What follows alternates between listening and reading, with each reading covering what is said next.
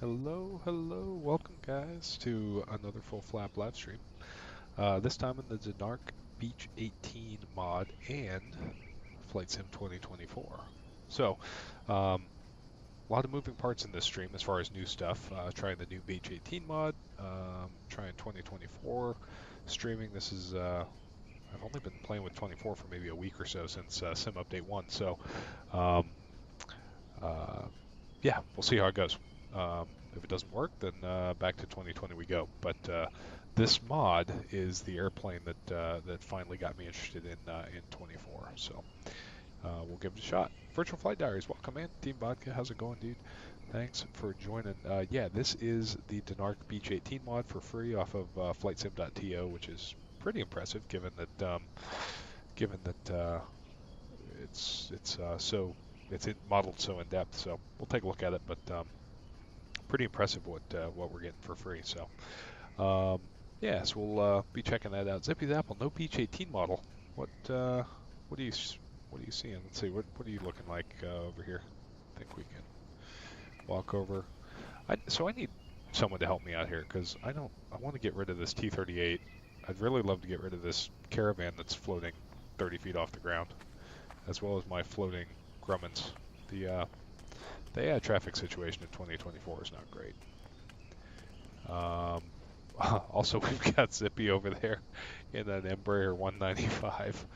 Uh, yeah, we might need to rework the model matching vodka. I think you walked me through this in 2020, but I might need to do it in 2024 as well because, yeah, that's going to be a problem. Anyway, Catalina scenery, this is all default. Haven't changed this at all, so this was kind of cool to see. Um, uh, all default. That's pretty good. So, T Sizzle, what's up, dude? Welcome. Thanks for joining, man. A little bit different than our normal machine here, but I'm kind of digging the pre-flight mode in 2024. Just if for no other reason, it gives you a sense of scale with these airplanes, right? Because it's easy to kind of you walk up to some of these airplanes and you don't realize kind of how big they are. Um, but yeah, this is neat. Like you get to see that the Beech 18 is actually kind of a good sized airplane. Uh-oh, that guy's got to watch his head. That hurts in real life. Um, yeah, so we got the C-45 Expediter paint on here. Beech 18 was used by the military for quite a while, um, and I just thought the Dayglow and gray was a pretty cool paint job. So here we go. Yeah, no DC3 for me either. That's unfortunate, Zippy. Blackbird controls, welcome. Yeah, exactly. I see by the wheelies and floating planes that 24 is working as advertised. Yeah, I'm not sold yet, but you know, the sim update actually has it working decently for me. So performance-wise, we'll see. We'll see how the stream is for you guys. If the stream quality is okay, and then mainly this mod. It's totally free in 24. In 2020, I would have to buy the BH18. So we're gonna see how it goes here. But this is kind of cool. You have to step over the wings bar to get into the cockpit, and then we'll settle up into the pilot seat here, and we'll boost up our view. And here we are in the cockpit of the Beech 18. Um, Team Vodka, we'll see, man. We'll see. I don't know. I'm resisting Big Sim, but I don't know. We'll see. We'll see how this stream goes. I'm trying to come at it with an open mind. Um, so this mod is pretty cool because it simulates damage, and you basically have to run these radials right, or you'll blow one up. I actually had effectively a V1 cut the other day because I didn't run the engines correctly on the ground. And the Beech 18 has some interesting limitations um, that you kind of have to think about when you're operating them, and we'll go into that as we get started here. So I love this mod. It got me really excited to showcase it for you guys. So here we go. Out the gate, the GPS does not work. So this is in-op. So we're going to be we're going to be flying VFR, and we're going to be operating just VOR to VOR, and then we're going to look out the window and go land. So anyway, get into it. Here we go. So we're going to start off with the batteries, left and right batteries. Those come on, and we can check the volts over here. So if you press this switch, you can read volts on the bottom scale, so we should have 24 volts per battery. There's 24 on the left and 24 on the right, so those look good. The avionics we're not going to run because the generators don't kick on until 1200 RPM. You can't get the engines up 1200 RPM until they're warmed up. So you run off the batteries for quite a while on this airplane. So we're going to get an engine started so that we're not burning up the battery on the ground here. Okay. Cowl flaps are going to come open. For fuel tanks, oh, actually, we need to, before we do this, we're going to kill the battery and we have to load the airplane up. So we're going to go aircraft, flight performance. I hate this new tablet, but we're going to put, let's see, there's 7 seats. We'll say 200 pounds of seats, so about 1,500 pounds of people. We'll load that. Cargo, we'll say we're bringing 500 pounds of stuff with us. And then for fuel, we'll just bring all the gas. And all the oil. Oh, and then we do need to shut the oil off to load the oil tanks. So go like that. Load. Those are good. Okay, so the total airplane weighs 9,000 pounds. Gross is 9,300. Center of gravity, I think we're out of limits actually. So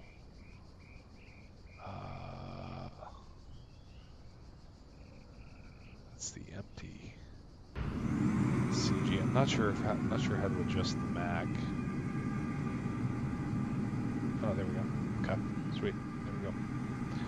Loading aircraft. All right, so we're in CG. We're in weight. So we're good to go. All right. Cool. So now we can get the batteries back on. We're going to go to the front tanks, because those are the ones that the fuel tanks or the fuel pumps run off of, and you have to have the mains selected to run the fuel pump. So we'll start the right engine first. We're going to run the right fuel pump. We're going to select the primer to the right. We're going to go mixtures rich, props full forward, and mixtures full forward, as well as the throttles. Get 3 shots of prime. Leave it on the right. Pull the throttles back. You start the R985 with the mixture forward, and we're just going to fire off the starter, count 6 blades, and hit the mags. So here we go. Clear prop. 1, 2, 3, 4, 5, 6. Mags on. There we go. And it's fired. Oil pressure is coming up, and keep the RPM below 1,000.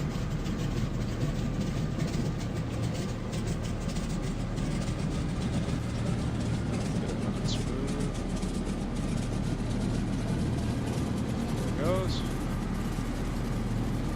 It's running nice and smooth.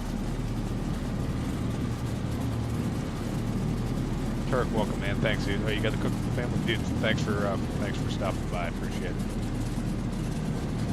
All right, that looks good. Now we'll go ahead and we'll start the left. Keep the boost pump running. Starter. Oh boy, turn up the mic. Okay.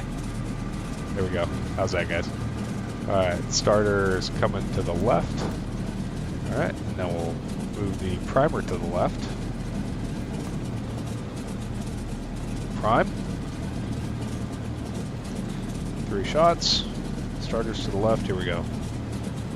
Shots coming back. All right, got 1, 2, 3, 4, 5, 6. Mags on. Come on, catch. Didn't like it. Oh, because I didn't have the boost pump on. Alright, we'll wait. Mags can stay on because we've already cleared the oil out, so here we go.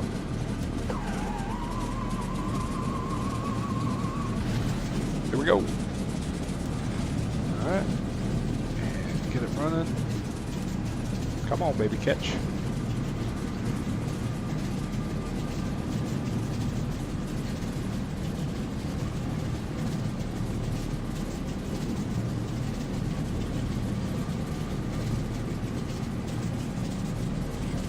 Right one's up, left one will warm up here in a second. There it goes, oil pressure is up.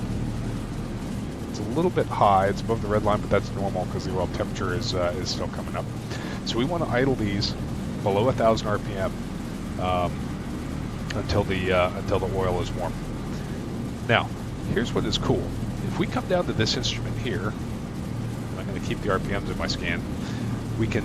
This is a real instrument, right? It's got the fuel flow in gallons per hour, etc., etc. But if we hold this button, now it tells us the wear on engine number 1 it's at 99.8%. That's normal because you damage the engine by starting it a little bit every time. So 99.8% on engine 1. Engine number 2 is 99.7. This is the amount of time on the engine, so I've got about an hour on the airplane. Battery 2 is down at 23 volts. Battery 1 is at 23 as well. The generators, okay. The fuel pumps are how much time they have on it. The fuel tank gauges, these fail occasionally, but they're working now. And then the manifold pressure, this is the highest manifold pressure that the engine has seen. And this is the timer for how much we've overboosted the engine, so we want those to be 0 at the end of our flight. And then this is the cool part. So detonation on 1 and detonation on 2. These basically tell you if you damage the engines through detonation. So 1 is no damage, 6 is catastrophic damage. And then you can go through and it tells you if you detonated because of mixture, if you detonated because of, so there it is, mixture, ratio of manifold pressure to RPM, carburetor heat was too hot, or if your cylinder temps got too hot. So super cool little instrument here that kind of holds you accountable for how you operate these engines. So we'll get the seatbelt sign on, we'll get the beacon on. Those should have been on. Okay. And we can go ahead and taxi out as the engines warm up, but you can see we need 40 degrees C before we can go above 1,000 RPM, and we're still too cold on both these engines. So we're going to tail wheels unlocked, release the parking brake, and we'll go ahead and taxi out, just making sure that we keep the RPM below 1,000. So there we go, taxiing out.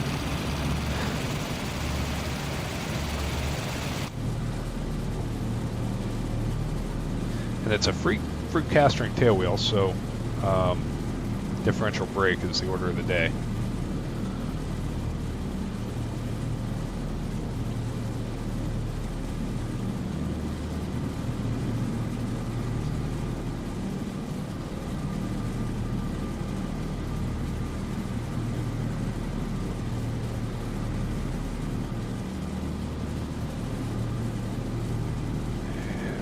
Radio call here. Let's see, let me get the CTAF free. It's 122.7, and we're going to have to run the avionics here just to make our radio calls.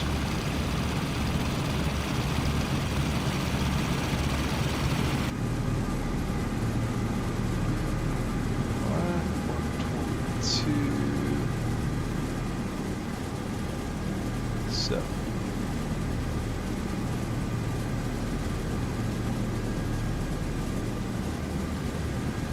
we go, 22.7.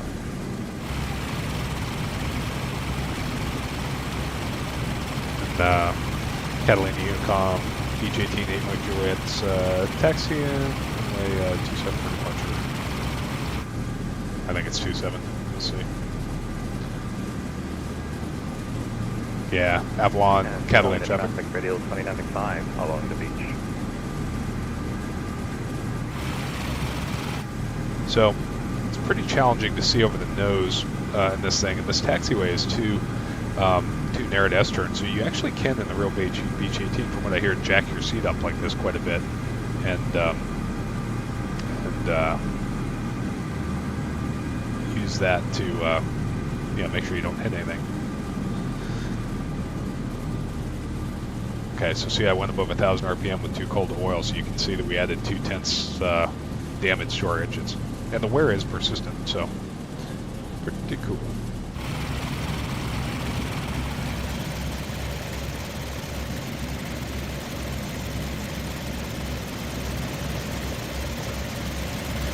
Vodka's so disappointed in my model matching right now.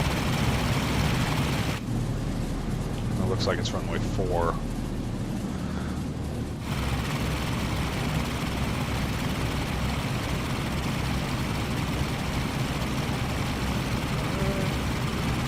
And we'll just sit here. There's not really much wind, so we'll just do the run-up on the taxiway here. Avalon traffic. Beech 18 is going to have to do a run-up on the taxiway, so we'll just keep some spacing. Alright. There we go. Set the parking brake. Lock the tail wheel. It's 24, you don't expect anything to work right. Fair enough. Alright, so we're still idling below 1,000. That looks good. Cylinders are coming up nice into the green. Oil temps are still, they're just warming up. So what we can do is we can bypass the oil coolers here, but the manual tells you to be careful with these because if you forget, you'll burn your engines up. But we're going to bypass the oil coolers just for maybe a minute or so and get the oil up into the green. And then as soon as they're warm, we're going to put the oil cooler back in the equation here. All right, so the right one is good. And so is the left. Okay, so oil temps are both good. So we're going to close or go back to flowing oil through the oil cooler, and we're going to do a quick run up here. So yoke comes all the way back in our lap, make sure it's full rich, and the first thing we do is we run it up to 1700 RPM. We're going to cycle the props.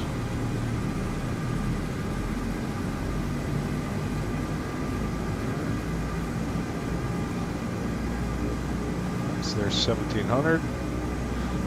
Cycle the props 3 times. Just getting that warm oil up into the prop dome. All right. And we'll put it back at 1500. Let it warm up at 1500. We're going to take the left engine. We're going to run it up to field barrow, which is 30 inches, and we should have 1950 RPM. That's a good check. Make sure the engine's developing power. All right, it is. That looks good. There's 19. Looks like 2000. We'll do a mag check. 100 RPM drop, back up. 100 RPM drop, back up. Now we'll check the carb heat. Got a drop and back up. And we'll bring that one back. Okay, right one's coming up. Field barrow. At least 1950 RPM. We've got it. Mag check. 100 RPM. 100 RPM. Check the manifold heat. Good drop. Back down. And now this is cool because Denarq has actually modeled the load on the feathering pumps. So what we're going to do is we're going to go 1500 RPM. We're going to pull the props back, and then we're going to hit the feather button, and we're going to look for a load on the ammeter, and then an RPM drop. So we're going to go left feather button first. Prop comes back. Load on the ammeters. Unload. Prop comes forward. All right. Right engine. Load. Hit the button. Unload. Prop comes back up. Feather buttons work. And back down to idle. Alright, now we've only been doing a run up for about a minute and already the cylinders are getting warm, so we got to get out of here. Alright.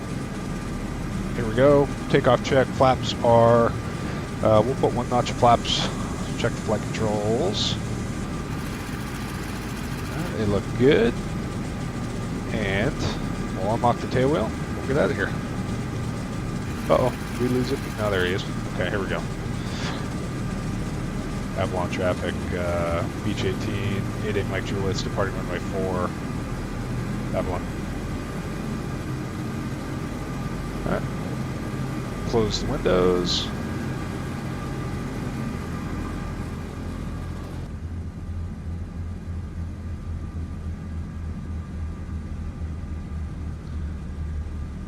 Alright, oil temps and everything look good.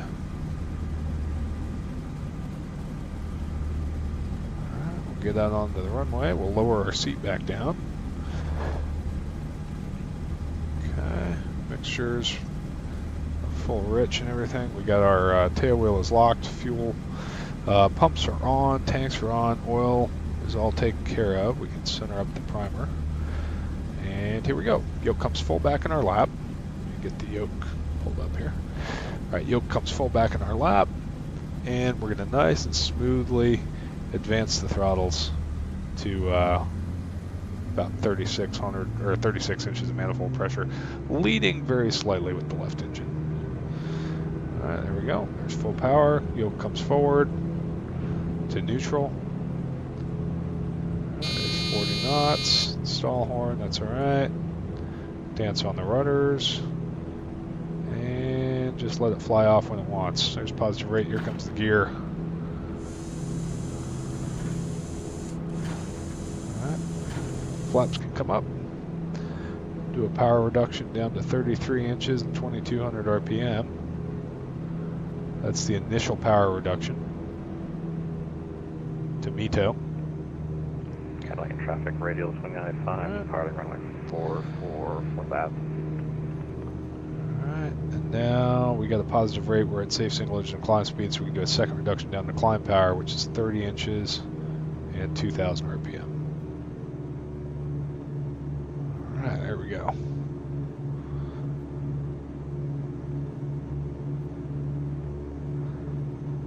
Okay. Keep going straight out here at our safe single engine climb speed.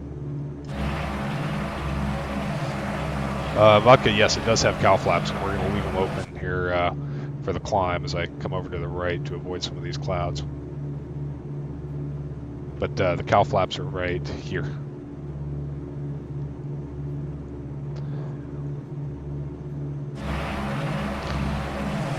Yeah, I definitely goofed up the call sign. All right, so our first point out of here, gotta look at my map, is going to be VTU Ventura, which is going to be 115.8. So we'll click this, we'll go 115.8, Warlock, and we'll climb out at 100. We'll go up to 8,500 feet, and then we'll give SoCal a shout.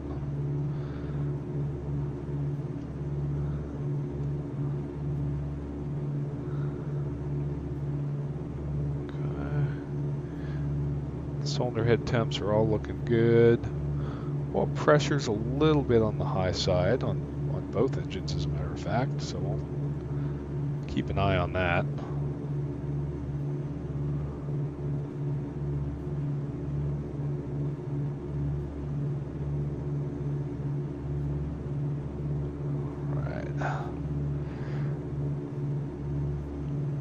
Let's see. The first heading to fly up to VTU should be about a 305. So we need to come further to the left here. About there. And we'll use the autopilot here. We'll throw on a pilot relief mode.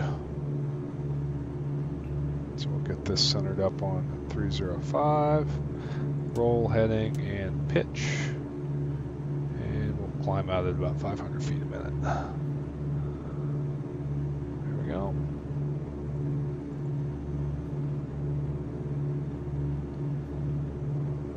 All right.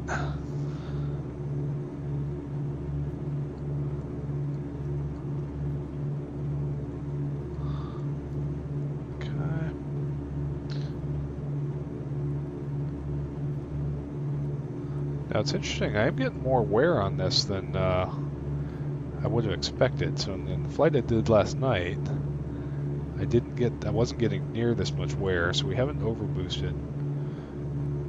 Oh, alright, so we've got we got a little bit of detonation damage. 5.6 minutes, so not due to the mixture. Okay, ratio, carb temps. Okay. Okay, so just some ratios, so probably some damage during the run-up, but that's just kind of the nature of doing business there. So, sort of a cool way to take a look at how you're operating these engines in real time and kind of get that feedback as to whether you're doing it right or not. All right. Beechnut 985, you're a Beech 18 pilot and owner of 5 18s. Nice, that is fantastic. I do not have the expansion for the AT-11, but I would be very interested in getting it because I'm fairly certain that my grandfather flew AT-11s in training in the war, but I'm not 100% sure. I'm still trying to track down his training records. So.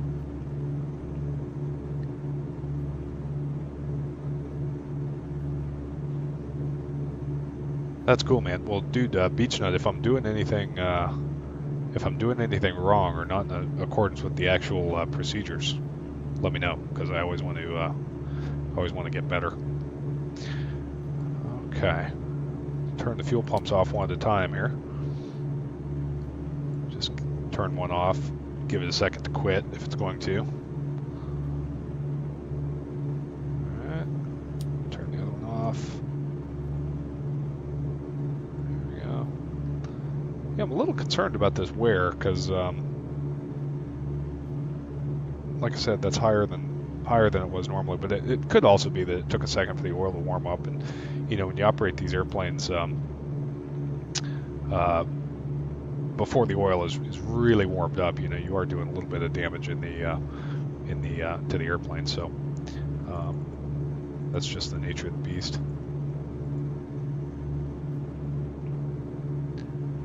Digital Mark, welcome, man. Yeah, Stoke the Denarq works in 2024. Love this bird. Yeah, I just found it not that long ago, really. I think V1 turned me on to it, and so yeah, this is like one of my first flights operating it, and I'm loving it. This is really cool. And it's a little bit faster than the DC-3, which is nice.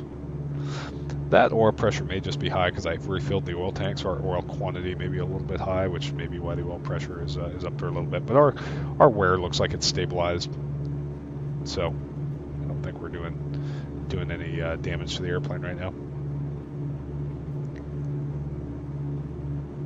Yeah, did someone say the coffee grinder? There's an expansion pack to fly it as an AT-11. Can you point that out to me? Where's that at? Is that on the marketplace? I'm really interested in that.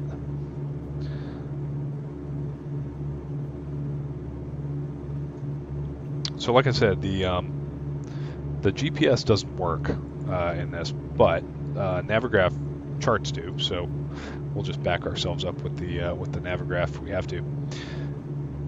And then as we climb, I'm not going to go super high. We're going, let's see, going westbound, so it'd be an even thousand. So we'll go up to 10.5 for our cruise altitude. That should work.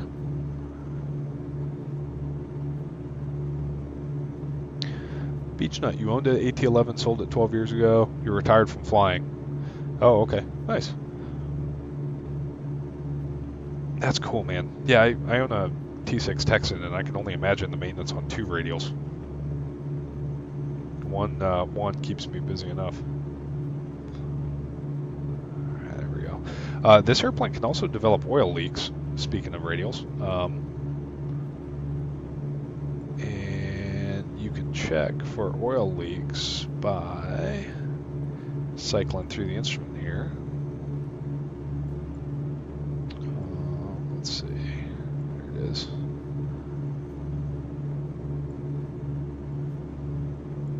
There's a sub-menu here where you can check for leaks. It's this one. No, that's overboosting. Detonation. Duration. There it is. So no leaks on 1, no leaks on 2. Cool. Yes, we're doing okay.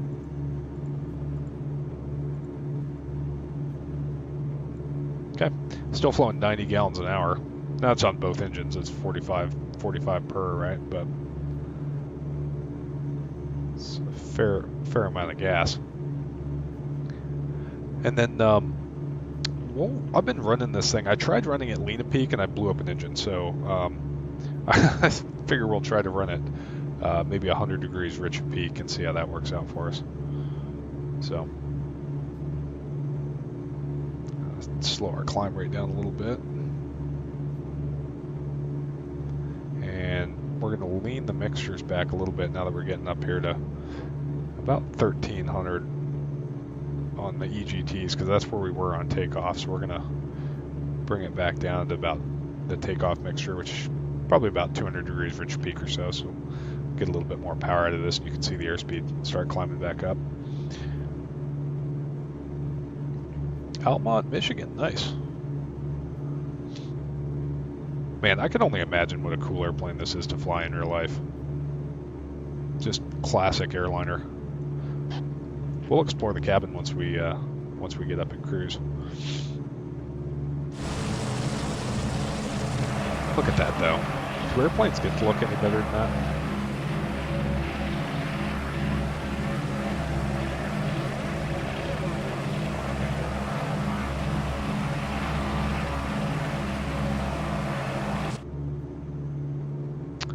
Beech normal operating is 48 gallons total per hour. Yeah, so that makes sense, right? When you pull them back, about 24 a side. That checks out. All right, 1,000 to go. 9.5 for 10. 10.5. We're still not picking up the VOR yet.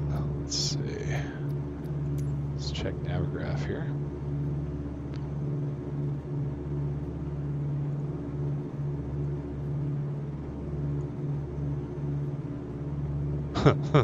Yeah, airplanes can look better, but they need a GAU 8, 100%.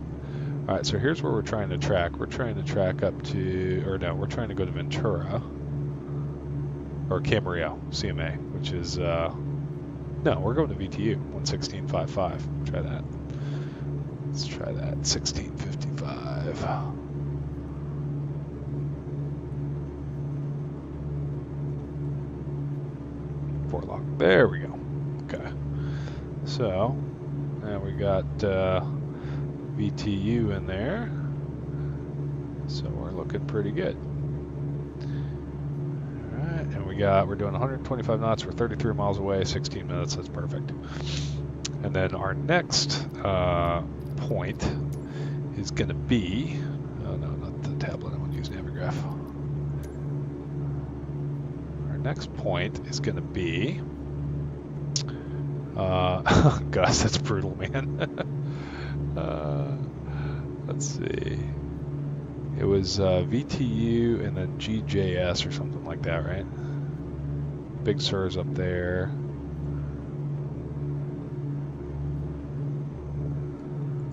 Oh boy.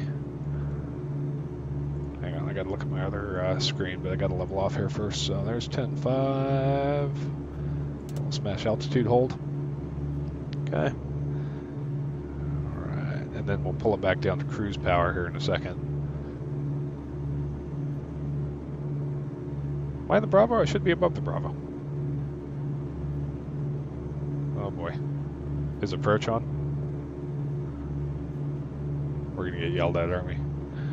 All right, let's see, LA Center 26525. 126.525. Here's how we get violated. Let's see. See what they say.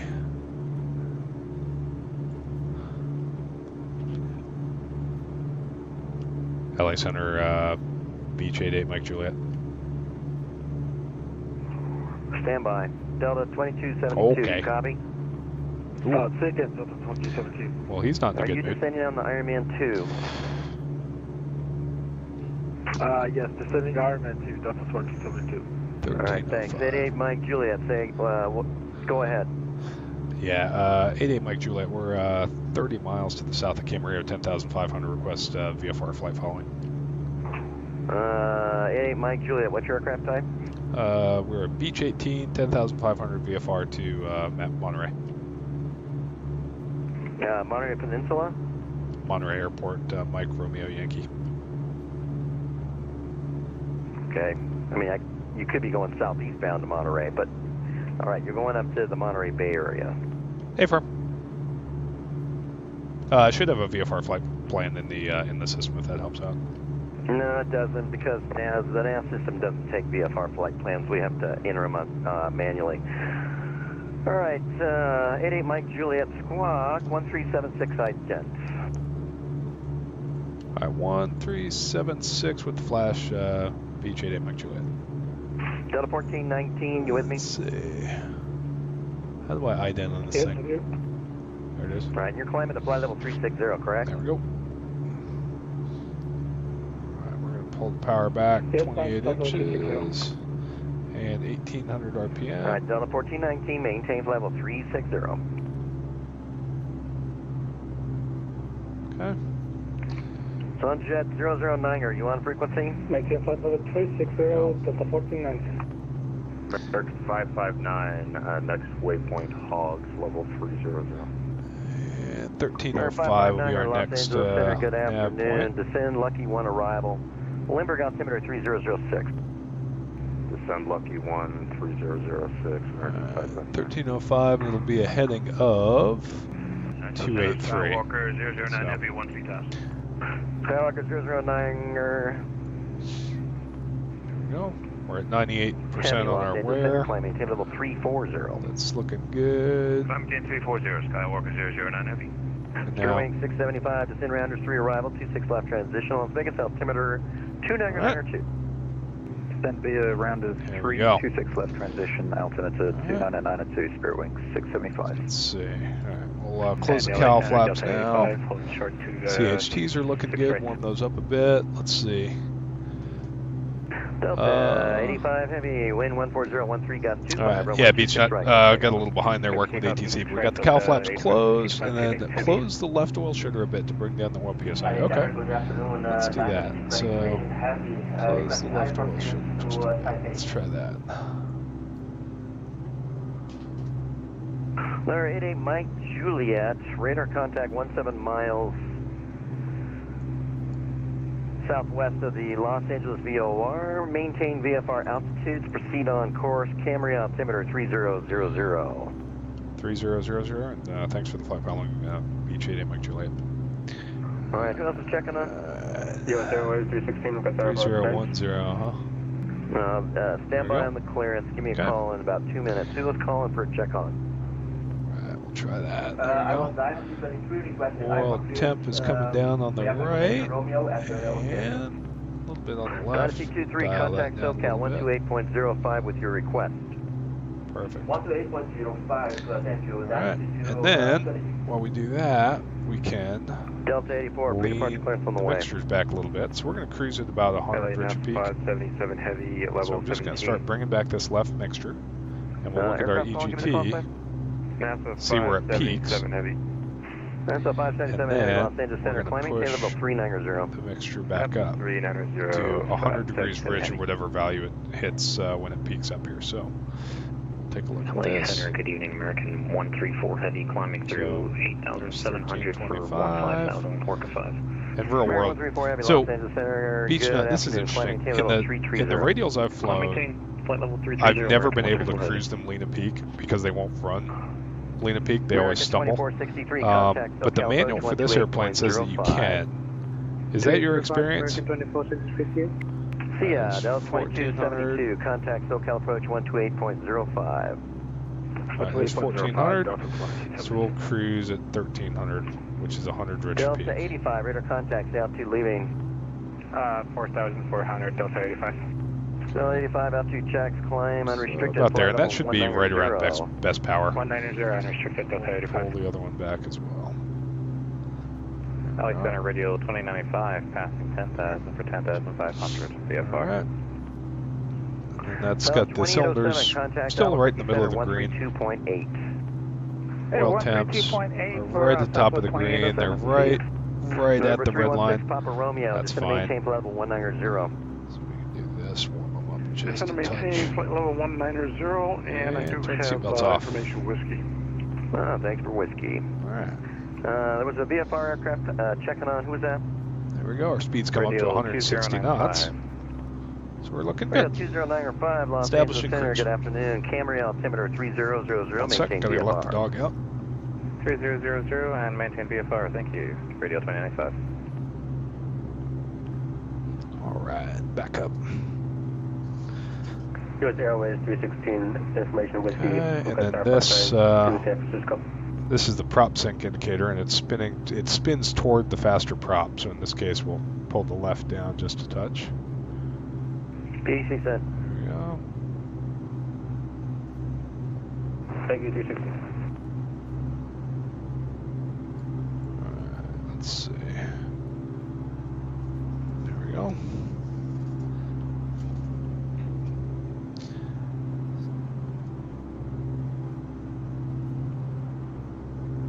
There we are. And now we can switch to the aux tanks. So you don't want to burn the aux tanks Subject 251, descend via the Ironman 2 arrival. unless you're in level flight, because they're physically in the back of the wing, and so if you burn them in the climb, you're pulling fuel up into the engines, so you can have issues like that. And there's also another boost pump in the aux tanks. But once you're established in cruise, then you can switch over here to your aux tanks, switch fuel selectors to the aux tanks, and burn the 25 gallons out of there. So. All right, so go back to our fuel flow instrument. We are flowing. The altimeter is 3002. 3002, sorry. You got it. 65 gallons an hour, so that's 32 aside. So we're burning a little bit more gas than typical, but that's just because we're 100 rich a peak. If we could pull it back just a touch here. Yeah, Mike Fox. We're also cruising at a real high power setting. So I'm just trying to figure out where I'm at and where I'm going. Okay, tell you what, how about you make a left turn heading 280? Oh, Zippy, are you going faster? How fast? What's your airspeed right now? 10 o'clock, Airbus 359 Heavy at 11,000 climb. Doing 145 knots. What are you doing in the DC-3?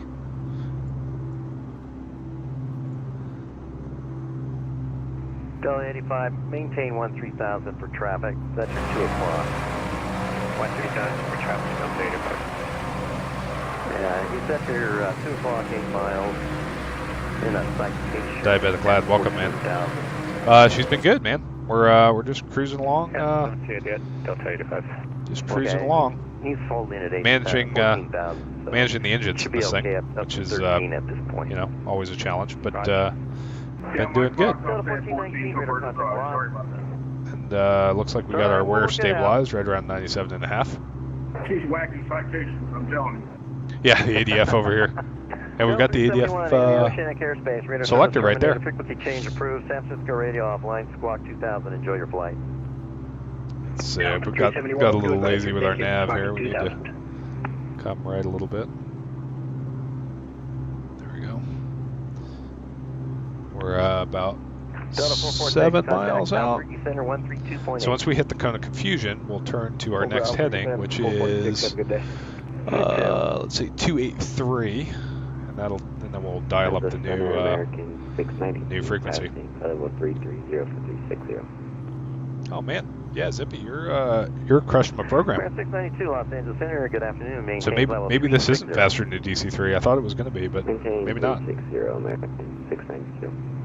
Southwest 1833, contact SoCal approach 128.05. Man, 160 knots. Is that Zippy? Is that knots or is that miles an hour? 300 Mike Foxtrot, turn right heading 060. And for now, descend and maintain 8,000. Expect Because if that's in miles an hour, then we're about the same. But if it's in knots, you're crushing me. 300 Mike Foxtrot, do you hear?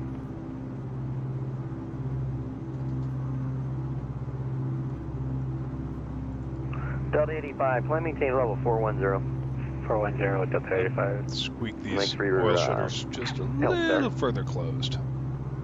No choice. No kidding. Spirit wing 675, expect ILS Yankee 26 left approach.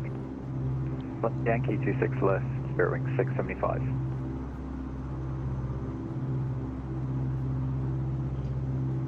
Nuts. 1770 on.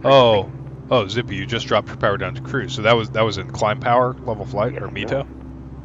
Yeah, no wonder you're kicking my butt. Blow a cylinder through the cowl, man. Who saves the radial engine mafia if we blow our engines up? 51, are you following the crossing restrictions on the Ironman 2 arrival chart? Right. Could you repeat last transmission? Sorry, I've got the chart up. Okay, look at the crossing restrictions. You should be following the crossing restrictions. So you seem a little low. Our nav is zipping off to the left or the right here. And we should get a cone of confusion.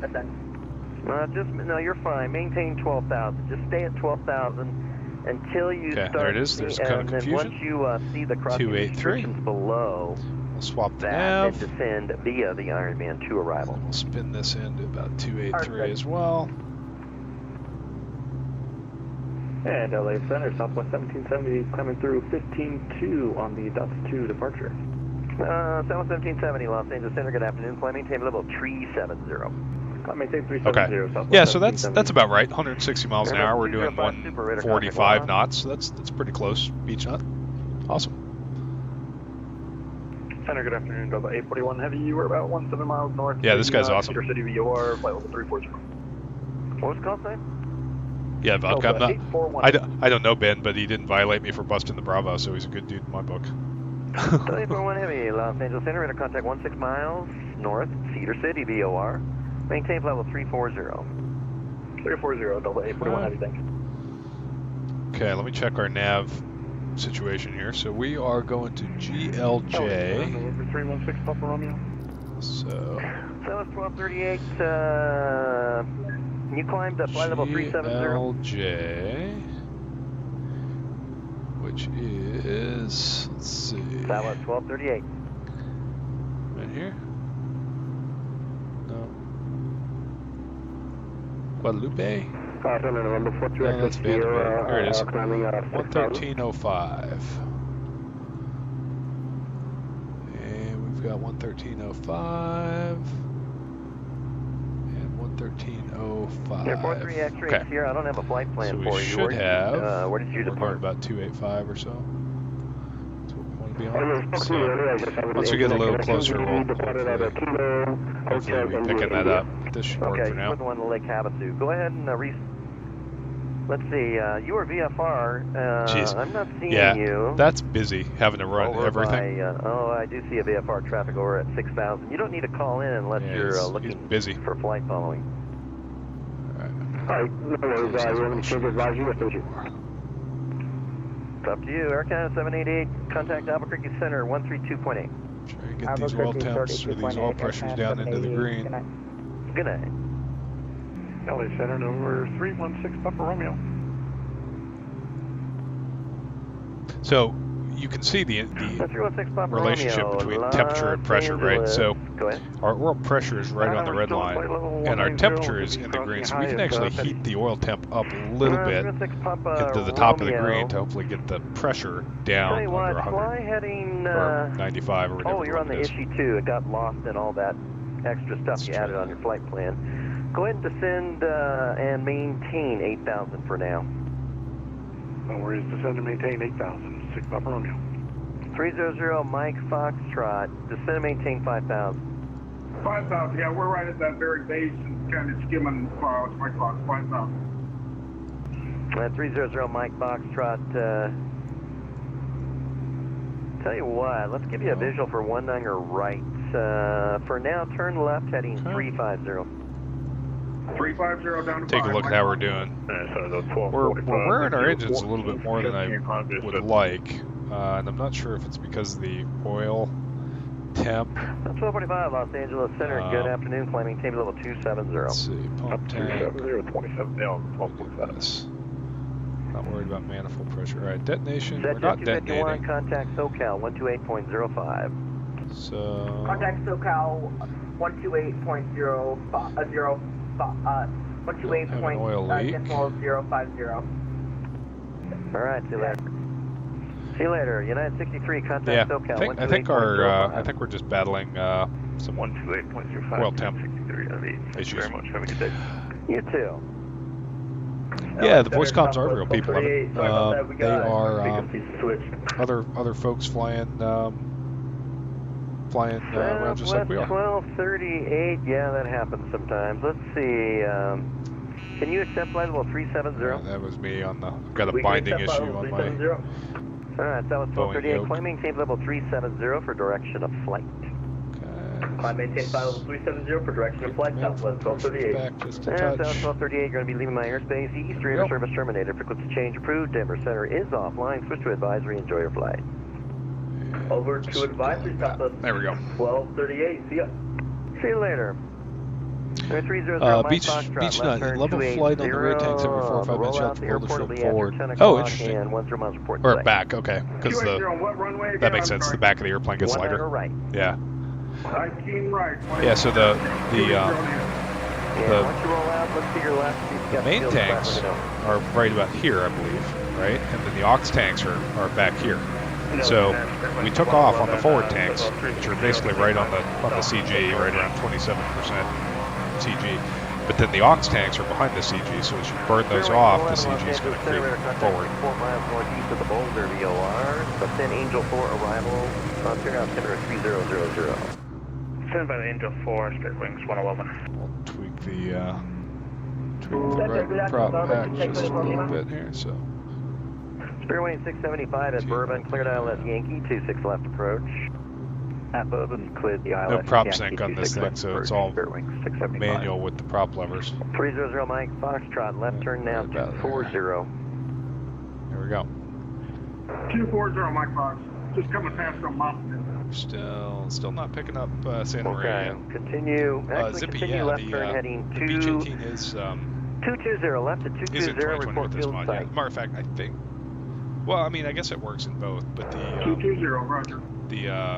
mod was originally made for 2020, so I would think that it probably maybe not works better. 279, but runway 26 right, taxi it's via just as Charlie. capable. Right, For Charlie sure. 26 right, 73. I'm going to turn ATC down a little bit. So it's a Carnado mod. Well, it's a Carnado airplane. So the airplane itself is Carnado, and then the Denarq mod goes on top of it. So you have to pick up the Carnado, which I don't know how much it is. miles northeast of Boulder VOR, descend Angel 4 arrival. But once you pick it up, then the mod itself is free.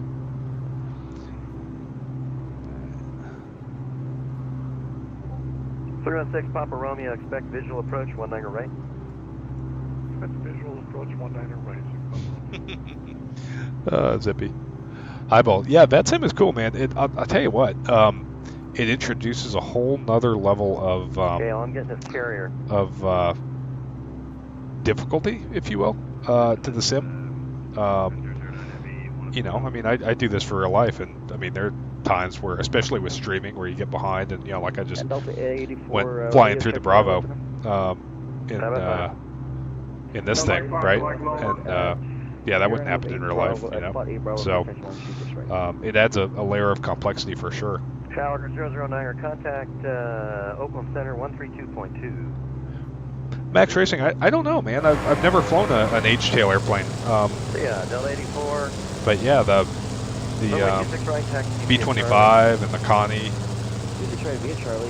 It was definitely in favor there for a long time. And then now it's sort of gone out of favor, but that's a good looking airplane, man. Well, I really can't make it out specifically, no. I would love a Beech 18. Is this the is this a spar strap? Is this after like an AD compliance thing? Are you still not seeing it? Well, a lot of it's just a blur. All right, well, I can't descend you because it hit the stratosphere tower. Deadway by Brent you want to Comer. resequence for One's got to fly in the float plane version off Vancouver Island. That is cool, man. I bet a float Beech 18 is really neat. Let's just go across the final approach course to the right and then come back for the RNAV. I don't really want to get the oil much Which hotter. RNAV approach you planning for? Yeah, the 19 right's fine. Oh, it's All right, pretty. 300 Mike Foxtrot for now. Make a left turn, heading 160 for the sequence. Maintain 5,000. Okay, 160 and 5,000, Mike. Vodka, did we hear what? Yeah, I mean, I see it. I'm almost over it now. Yeah, it doesn't do you any good at this point. Beech nut, that's a spar strap Yeah, cover. Yeah, that's what I thought. I've got A lot of Beech 20 airplanes here. have It just means spar strap visibility things. I can't know the find. T-34 had a spar strap. Right. Well, we'll work it. So, Gregor 559, or contact SoCal 128.05. 128.05, American 55. yeah, digital mark. So I think the thing that got me interested in the Beech 18 was there was a not documentary. It was a movie. It was like a made-for-TV movie about Amelia Earhart, and they used a Beech 18 as the stand-in for the Lockheed Electra. Contact Albuquerque Center. So it was that's kind of what got me interested. We'll jump over into the working man seat here over in the NASA right. 577.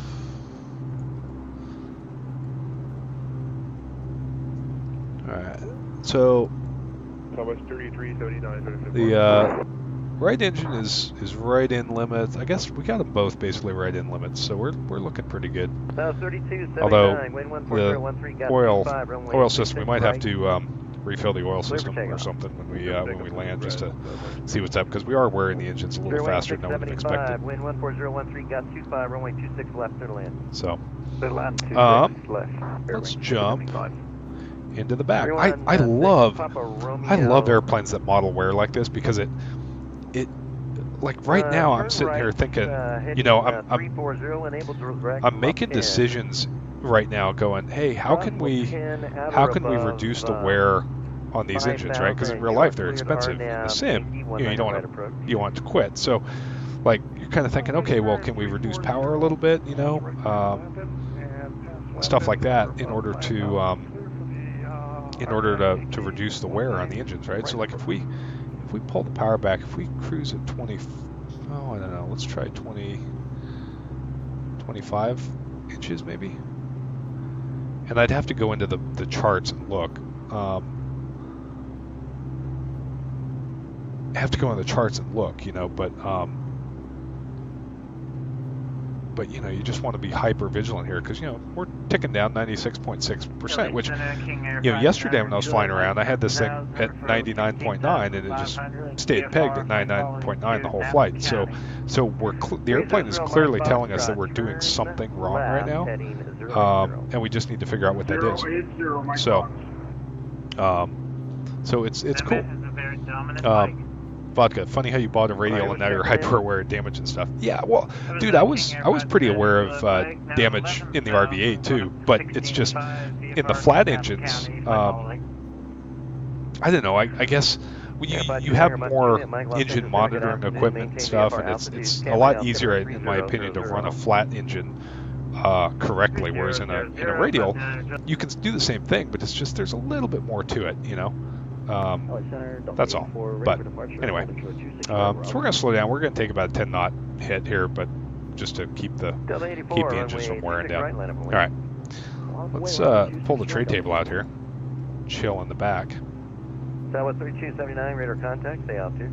There we go. So I can chill in the rich guy seat back here, and we can also still look up here. We can see our wear at 96, and we can also see if we pick up our nav flag. 84 heavy traffic on a 4-mile final for the parallel. Pardon me. And we saw traffic on 84.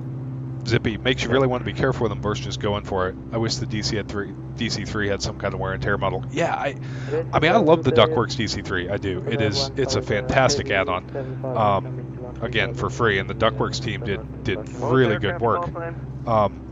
But I do like the damage model aspect of this, and it's more sensitive than the Black Square Duke, which I like, because, you know, a radial is a little more sensitive than a flat engine to certain things, right? To others, not so much, because they're low compression. There's usually like 6-to-1 pistons as opposed to, you know, upwards of 10-to-1 in a flat engine. But you know, they're old, and they're a little bit more sensitive to being mishandled. So I like that I like that it forces you to pay attention to it. Highball, there is a mod for the DC-3. It's called the Duckworks mod, and it makes the start realistic, and it improves the DC-3 quite significantly, but to my knowledge, it doesn't have damage modeled. So you can operate it realistically, but it's sort of on you to do it. It doesn't. You don't get penalized if you mess it up.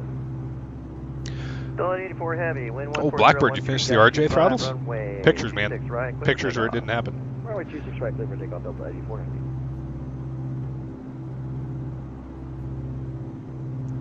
Heavy. AJ, you might be a little older than me, man. November 300 Mike Foxtrot, turn left, heading 020 when able direct Le Pen. Cross Le Pen at 5,000, then cleared RNAV Yankee 19 Beach Nut, your first D18 you bought for $9,500 in Naples, Florida, and flew it home, hauled jumpers for 3 years. God. I'm sorry. Can you repeat that? That's awesome, man. 300 Mike Foxtrot. That's the kind of story that, you know, 020 when able I'm not going to say it doesn't happen anymore, but I don't think that happens anymore. 5,000, then you are cleared the RNAV Yankee 19 right approach. Uh-oh. Zippy's going into the weather. Wait, what weather? What weather? Zippy, there is no weather. Delta 85, leave my airspace east, radar service terminated, frequency change approved, 10% or offline, switch to advisory. There's no weather.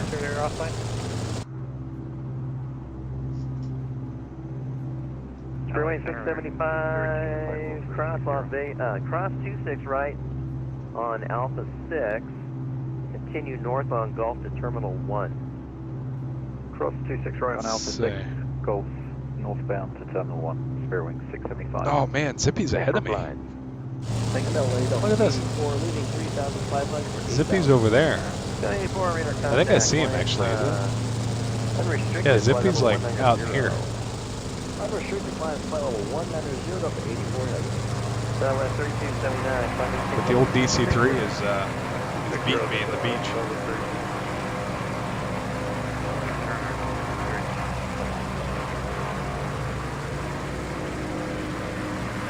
Air 213 Los Angeles Center, good afternoon. Descent Hollywood 1 arrival. Ontario itinerary 2007. Oh, okay. 2020 is on a different weather server. Gotcha. Well, hopefully that doesn't populate a big cell for me, because I don't want to fly in the weather in this.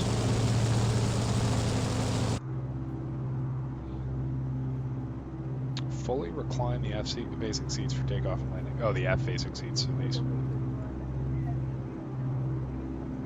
Alright, well. Oh, I wonder, does that seatbelt sign work? This one? Delta 831 Heavy, I'm going to send you pre-departure clearance. Let's see. Hey, look at that. In 5 minutes. It does.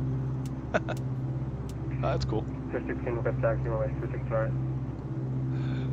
Oh my God, Max Racing, that's my nightmare, man. Dude, runway 26 right, I am so like risk averse in light. Well, I mean, this is really a light airplane, but in non-turbojet airplanes, I'm so risk averse to shooting like different approaches and stuff like that. Okay, I think we got the wear figured out, because 96.6 it's pretty solid at 96.6. It hasn't changed. So I think we're just running too high of a manifold pressure for cruise. Is what the mod was telling me. So we'll chill here at 26 inches and 1800 RPM. That seems like a good power setting. That's giving us about 160 knots over the ground, 140 in the air. So Mike Fox, we're just going to cancel we'll take for now. I'm going to try to figure out how to get this plugged in. All right, 300 Mike Fox, Trot Radar Service terminated, frequency change approved. We'll see you later. Thanks a lot, and I'm sorry. Vodka, I'm running low on VRAM. How do you know? That's okay. What's you'll get it figured out, and you'll be flying. What's the? How do you know I'm running low on VRAM? Am I running low on VRAM? Sometimes it takes a rework. Delta 841, Descent Angel 4 arrival, Ontario altimeter 3000. 3000. Yeah, dude, this is my i9 9900K and 2080 Ti from Southwest 6 years ago, man. 70 cross Golap, maintains level 250. I'm stuttering? No, it's buttery smooth, man. There's no stutters here. This is This is smooth, at least on my end. Maybe the stream is stuttering a bit. No, it could be. Yeah, it could be the streaming 24 down and trying to stream 2024 up. Number 88 Mike Juliet, San Luis Obispo altimeter 29991. 2991, 8 Mike Juliet. All right, 2991. There we go. My Magic Bearer ref key is gone in 2024, I noticed. 923 Los Angeles Center, good afternoon. Climb maintain level 340. Max Racing, constant speed. Southwest 1770, contact Albuquerque Center on 132.8. Yeah, I'm showing excellent on the thing. Oh, I do have some dropped frames. Yeah, I think 2024 may be stealing bandwidth from the stream. Delta 84, climb maintain level 350. All right, well, let me know if it gets unworkable. It looks like it's getting back up. 316 Papa Romeo. I'm interested that I don't have Santa Maria yet. Right, clear the land. 316 Papa Romeo. Go ahead and switch to CTAP now. 1.9. Magic Bearer ref is the comma button. Oh, look at that. There it is. Awesome. Aircraft on the ground at Las Vegas. Switch to CTAP 119.9. Center's closing. Look at that. Now center's closing. All right, sweet. So 1245, descend rounders 3 arrival. 26 left transition, Las Vegas altimeter. We acknowledge this guy shutting down and then switch to advisory once you're below 10,000. Switch to CTAP 119.9. Let's try the 36 less than 2990 and switch to okay. Take care. See you later. Well, Vodka, this one shouldn't be non-working. Max Racing, I'll get back to your question here. I'm just trying to figure out why we're not getting any nav reception here. American 213, monitor SoCal 128. Because we're going to Santa Maria, which is right. Let's see. Spare wing right here. 111, monitor 113.05. 128.05 on the descent. So we need to turn right a little bit. Southwest 3279, descent Jackie 2 arrival. Ontario altimeter 30. But I mean, I'm close enough now that I should be getting reception on this, and I don't know why I'm not. 113.05, right? 3279, monitor SoCal 128.05. That's 113.05, 113.05, and I've got nav flags in both my HSI. 841, monitor SoCal 128.05 on your descent. All right, monitor SoCal. Click on it. 841, Andy Taker. See ya, American 134. Switch to advisory, enjoy your flight. Our advisory, American 134, you have a good one. You too, Delta 84, go ahead and monitor advisory 122.8, see ya. Minimum altitude. Delta 84, thanks for the service, have a good day. See ya, Delta 1245. Plan for the ILS Yankee 26 left approach and monitor CTAP on 119.9 or below 10,000. It's a low altitude, so I mean, it should be what, 40 miles or so? November 529er Juliet Mike, radar service terminated, frequency change approved. Yeah, I got it this time. I think it's 40 miles, right? Squawk 1200, enjoy your flight. Who is that for?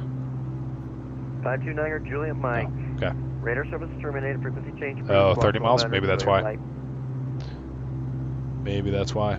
Radio 2095, radar service terminated, frequency change approved, monitor, squawk 1200, enjoy your flight. 1200, thank you. High altitudes, yeah, high altitude's 130, low altitude 30 miles. Okay, so that's probably why. November 88, Mike Juliet, radar service terminated, frequency change approved, squawk 1200, enjoy your flight. Squawking 1200, thanks for all the work, 80 Mike Juliet, see you.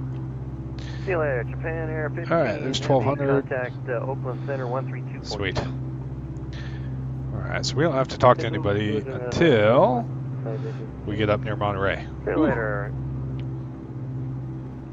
Gotcha. Okay, so that explains why we're not monitor, advisory getting any 122.8. reception here.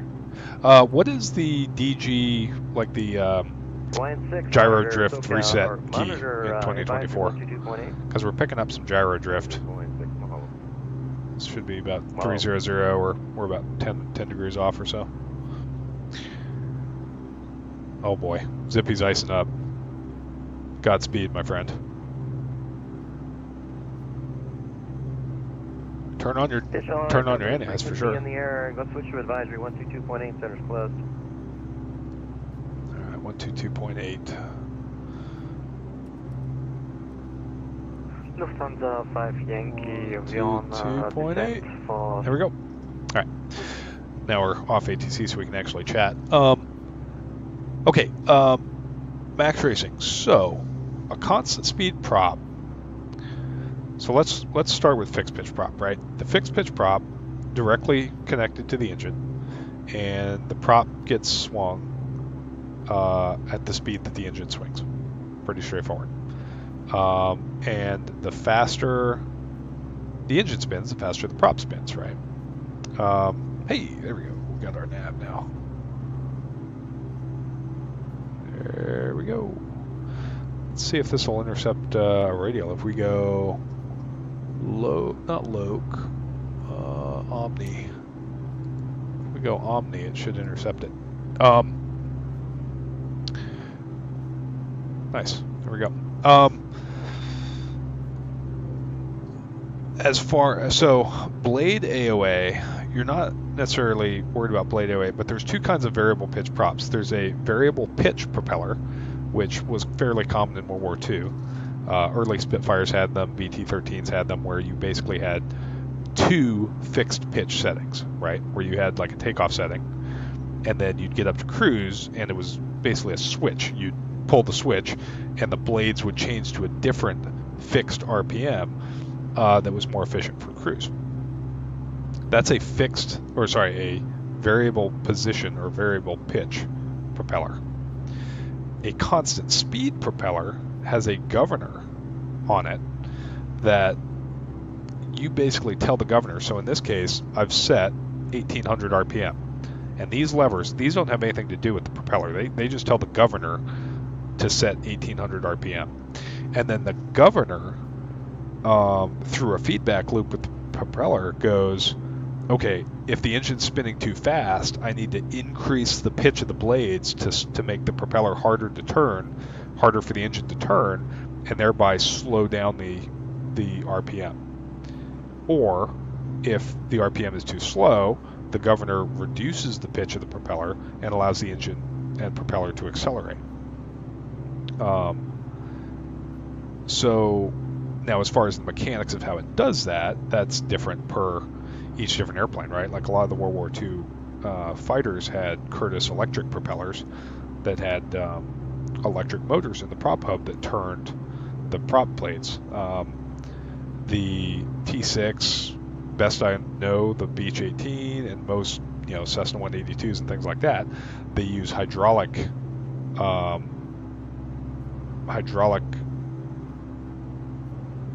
It's a hydraulic system that uses engine oil as the hydraulic fluid. So the crankshaft is hollow, and engine oil flows up into the prop dome and is used as a hydraulic fluid to change the position of the blades against a spring. So a spring is pushing the blades one direction, and that depends. Usually it's full fine, but like in an aerobatic propeller, like on a super decathlon, it's full course, and the spring pushes the propeller one direction, and then oil is pumped into the hydraulic propeller hub to then fight that spring and set the desired blade angle. Let's see. I'm assuming that this is not a VOR DME, which is why I'm not getting any DME. So my next one is going to be Big Sur, which I think is 114.0. Let me know if that answered your question, Max Racing. Okay. Gus, 100% right. That's why we cycle the prop on the recip to make sure oil flows through the governor, or sure it goes to the low and high RPM stops. Because, you know, if you have cold oil that's congealed and, you know, very not very, or it's very viscous, right? I think that's the word, and it doesn't flow easily, then when you go to full power on takeoff, that oil is going to be very slow to flow into the prop hub, and the propeller could overspeed by time the hydraulic fluid oil flows into the prop dome and changes the blade pitch.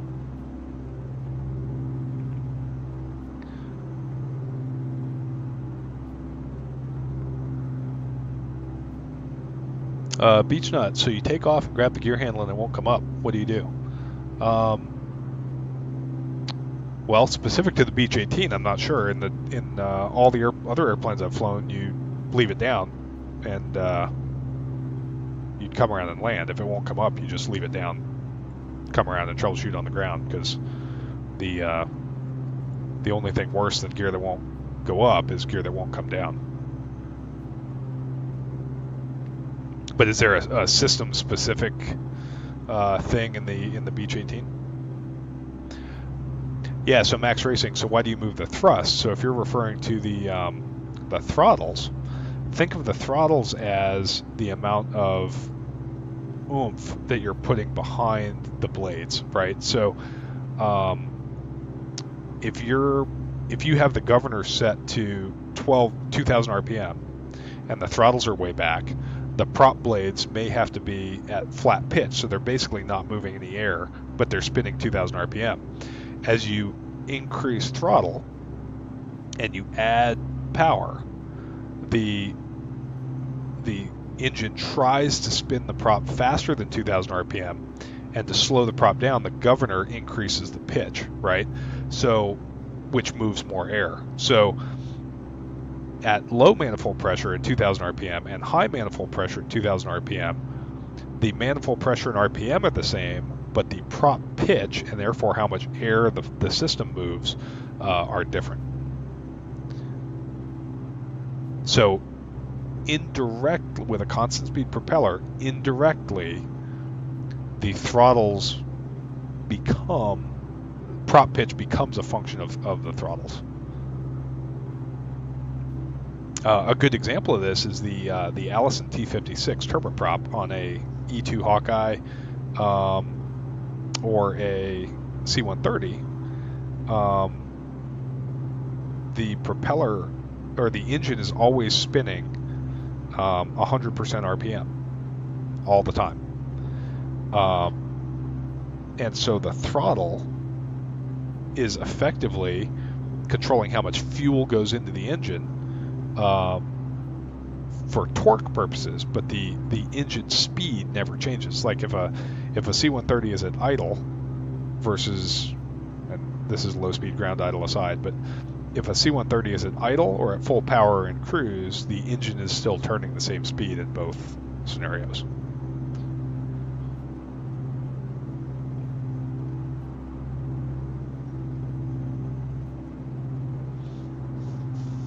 All right, well, we got our engine wear figured out, so we're looking good there. Gus, I'm not familiar with how the Garrett works, but if it's a constant speed gas generator, then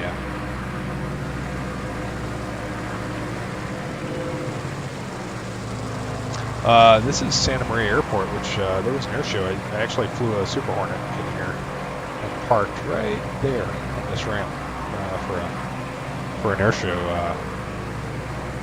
Geez, about 10 years ago now, but super cool airport. A lot of firefighting operations out of there.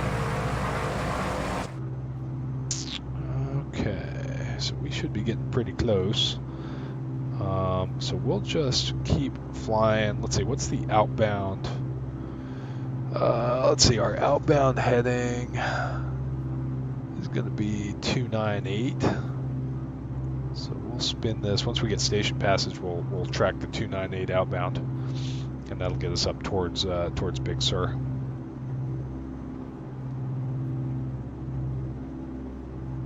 Yeah, we got our wear figured out, so we were just, it didn't like the Didn't like the higher manifold pressure setting at 28 and 1800.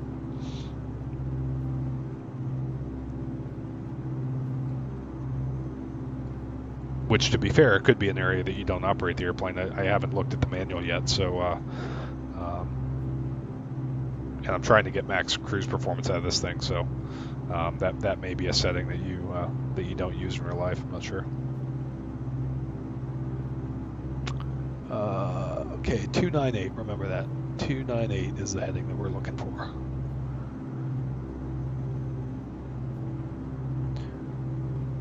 Beech nut, yes, you stick your finger in the hole next to the gear lever, release the safety latch, and the gear lever will come up. Really? Okay, well, let's take a look at this here. Did they model it? That's the question. Okay, so our nav, there's our nav flag. Turn this to 298, turn the heading over.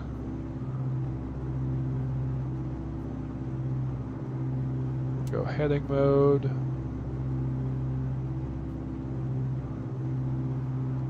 I don't know that they modeled the hole, so to speak.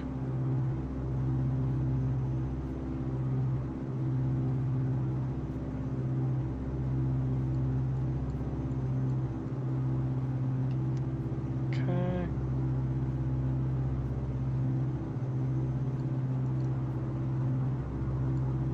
There we go.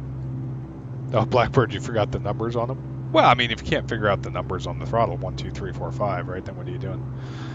All right, so still on Omni. Looks like it's going to track the Omni outbound. And then we'll switch Nav 2 rather, over to Big Sur. We'll put this on 298, and then we'll see when Big Sur comes alive, then we'll swap over to Nav 1. Looking at our fuel in the aux tanks, we're about 20% left, so not too bad. These fuel pressure lights will come on; they'll flicker when we have to switch out of the aux tanks. And actually, the Denarq, this is interesting. They want you to keep a little bit of fuel in any tank, really, to keep the floats from burning out. So I was flying around with empty aux tanks and full main tanks. And then I filled the aux tanks up one time, and the float didn't work, so I had to repair my fuel gauge, because apparently if you leave the fuel tank empty, the floats tend to burn out. So actually, with that said, we have plenty of gas here, so we'll leave about 20% in the back, and we'll switch back to our main tanks, which are full. There we go.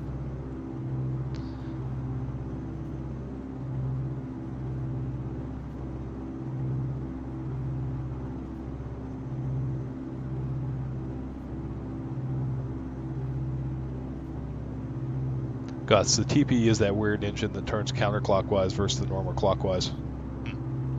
Beech nut, so it was just down here, I'm assuming, on the side, on the inboard side of the console. Take a look at our engine instruments. Cylinder heads are all looking good. Okay, so our oil pressure has come down, which is nice. Now we can probably get the cooler. Let's bump the oil shutters a little bit and see if we can get that oil temp back in range without bumping the oil pressure up.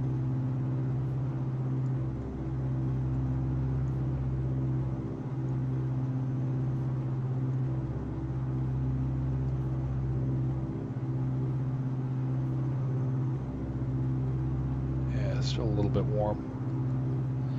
Wonder, we might be able to close them completely here. Let's see. Yeah, there they go. Come back down to the green. Perfect. All right, oil shutters are back to open. Nice. I love this cockpit. This is about the perfect blend in my mind. This is the perfect blend of you know, modern and old school. Why are we not tracking the Omni outbound? Oh, you know what you have to do? Nav Omni heading. All right, so we'll go heading.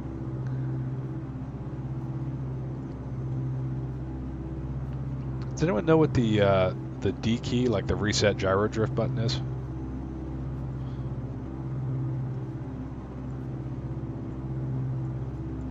It's an HSI, so it shouldn't drift, right? Because it should be constantly updated. That's one of the benefits of an HSI. Yeah, if we could ditch the 530, that would be awesome. Just put like a old school radio stack right here.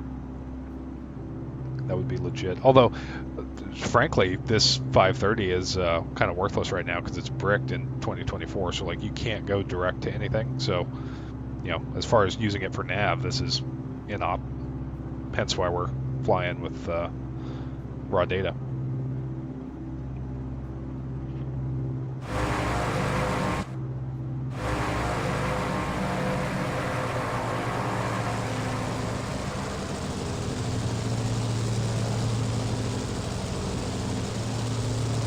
This is such a cool airplane, man. I love how the wheels kind of stick out the bottom. The DC-3.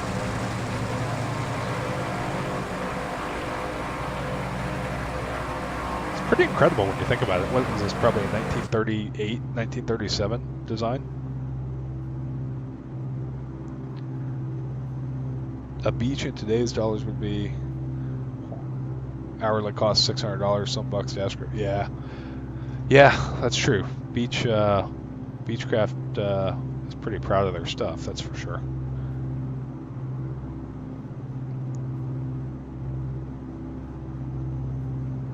Pretty proud of their stuff. Although when you look at it, like Beechcraft back in the day, I mean, they've always been kind of a what's the word I'm looking for?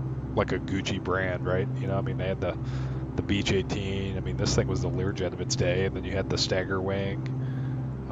Even the Bonanza when it came out in 1947. I mean, that may have well been a P-51, right? I mean, that was the idea behind the Bonanza was you know, all these fighter pilots coming home from the war would be wanting their own personal fighter plane. Didn't really pan out for them, but that was the idea, right? Cut over here to the right just a little bit. Vodka tank builders, sturdy planes. Yeah, except for the fact that Beech never built anything the wings didn't fall off of. I'm pretty sure every Beechcraft design has a wing spar AD. Because I know, you know, there's a spar strap right here on the Beech 18. There's that mod to keep them flying. And then I know the T-34 that I flew had a spar strap mod to keep it going. So I think there's a long line of Beechcraft airplanes with wing spar ADs. Yeah, but the wings themselves are sturdy, 100%.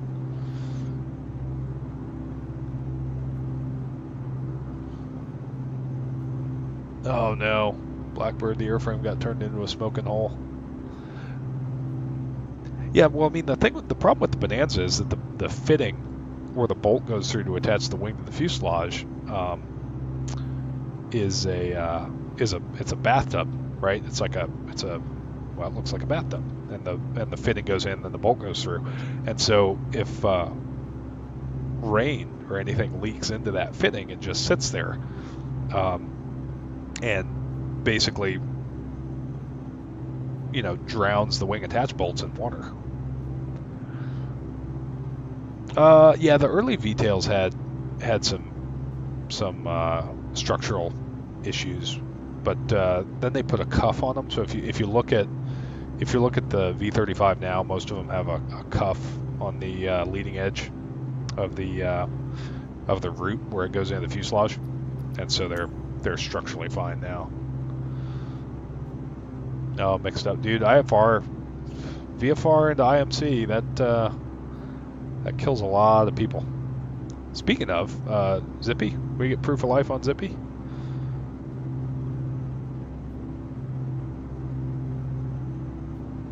There we go, Big Sur. What? Big Sur's a low altitude also, so we're not going to get that until 30 miles out either.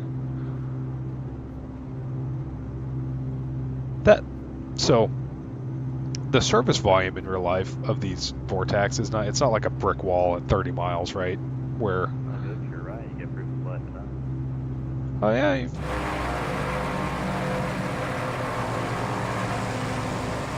don't they?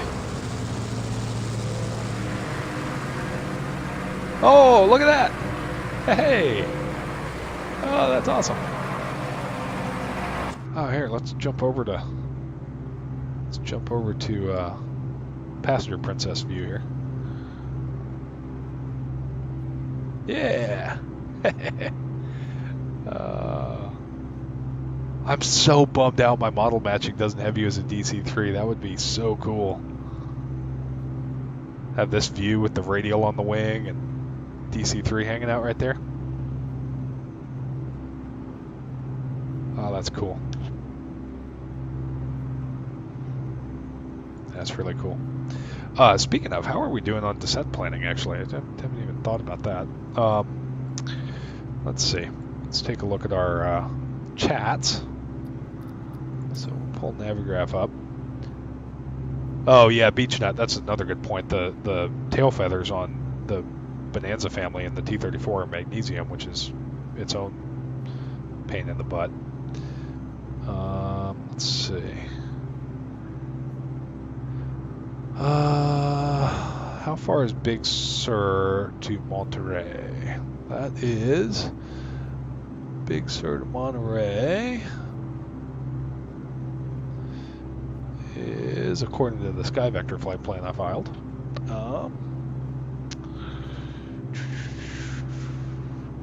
26 miles.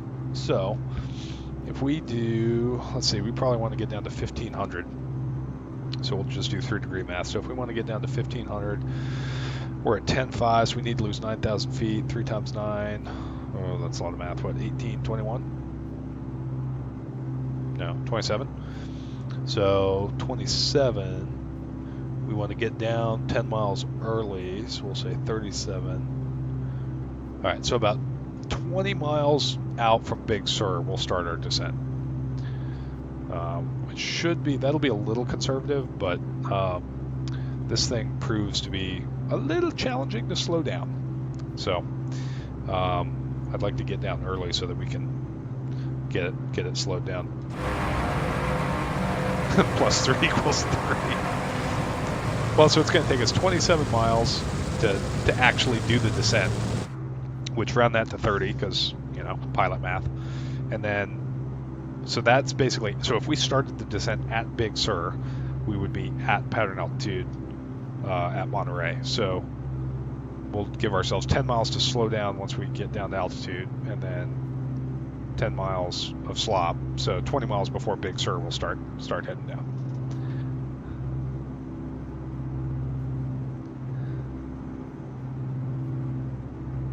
Got some ice for the drinks now.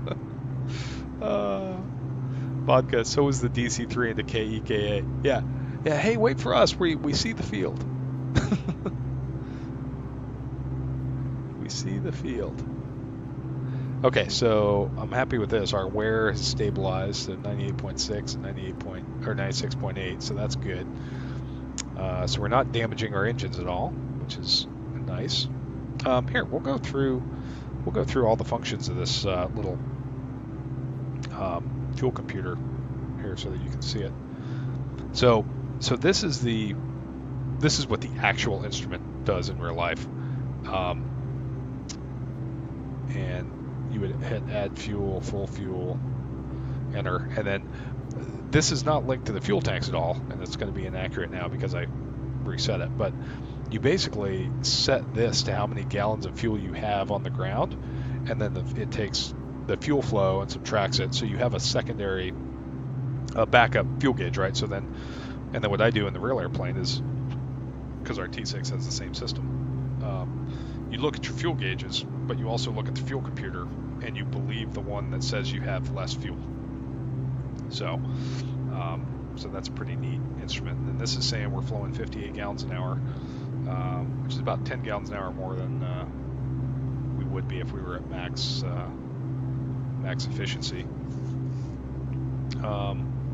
We could actually probably get that a little lower if we. So we're 100 degrees rich of peak right now, which is a pretty baller power setting. Like we're pretty high on the power right now, but that allows us to. It gives us faster cruise speeds, right? We're doing 160 knots right now. So if we wanted to be more efficient, we could pull it back to peak or even little lean of peak, but we'd probably lose about 15 knots. So we'll avoid that right now. But anyway, and then this is how many gallons, and then our endurance, right? So we have 3 hours. Well, we would have 3.5 hours of endurance at full tanks, but that's wrong because I reset it. Now, if we hold the add fuel button, now we get into maintenance mode. So the wear on engine 1 is 96.8, and that's stabilized. Wear on engine 2 is 96.6. Engine 1 has been running for 2 hours and 26 minutes, so this is kind of your time, the persistence time, and you can reset this with a new engine if you'd like. You have to have the engines off to do it. Engine 2. Generator 2 has been running for 4 hours and 25 minutes. Generator 1, same thing. Battery 2 is at 24 volts. Now you can also see that over here. Well, you can't because the generators are on, but you can see here you've got 28 volts in the electrical system. If the generator's kicked off, this needle would be down at the battery voltage. And then same over here.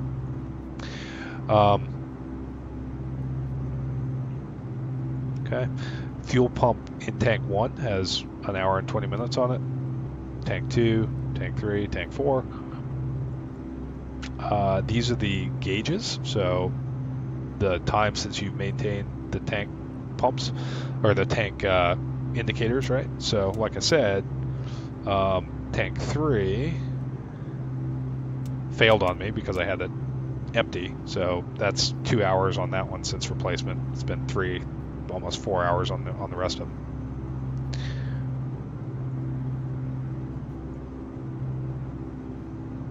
Okay. The max manifold pressure on engine 1 was 35.6, and the red line is 36.5. So we left ourselves a 1-inch buffer on manifold pressure, which is what I was trying to do. And then this is overboost on 1 and overboost on 2. So if you do overboost, this tells you how many inches of manifold pressure over you went. This is the detonation damage. So like I said, it goes between 1 and 6. 1 to 2.5 is considered normal. So just over the course of, like when you cycle the props in the run-up, you are putting strain on the engine. So 1 to 2.5 is considered normal. Then this is the time. So we were in a detonation zone for 5.6 minutes. Or 5.6 seconds, I think. Same in engine 2. And then this is the reason for the detonation. So in this case, ratio, RAT, ratio is Y, and that refers to the ratio of basically our RPM was too low for the manifold pressure that we had selected, which is why I think this happened when we were doing the run-up. Mixture being too lean. This is why V1 runs rich peak everywhere, because he's afraid of causing detonation with too lean of a mixture. But you can run the thing lean to peak up here, no problem. Carb, so if your carburetors are too warm. And CHTs, so if your CHTs get up above 500 degrees. And then the same thing for engine number 2. Okay. Just popped into KZOA. Okay. We're still VFR for right now, so we don't need flight following with these dudes. So I'm going to take a quick 2-second break. Give me 1 minute, and then we're going to jump back in and we'll check in with NorCal for flight following. So stand by. I'll be back in 2 minutes.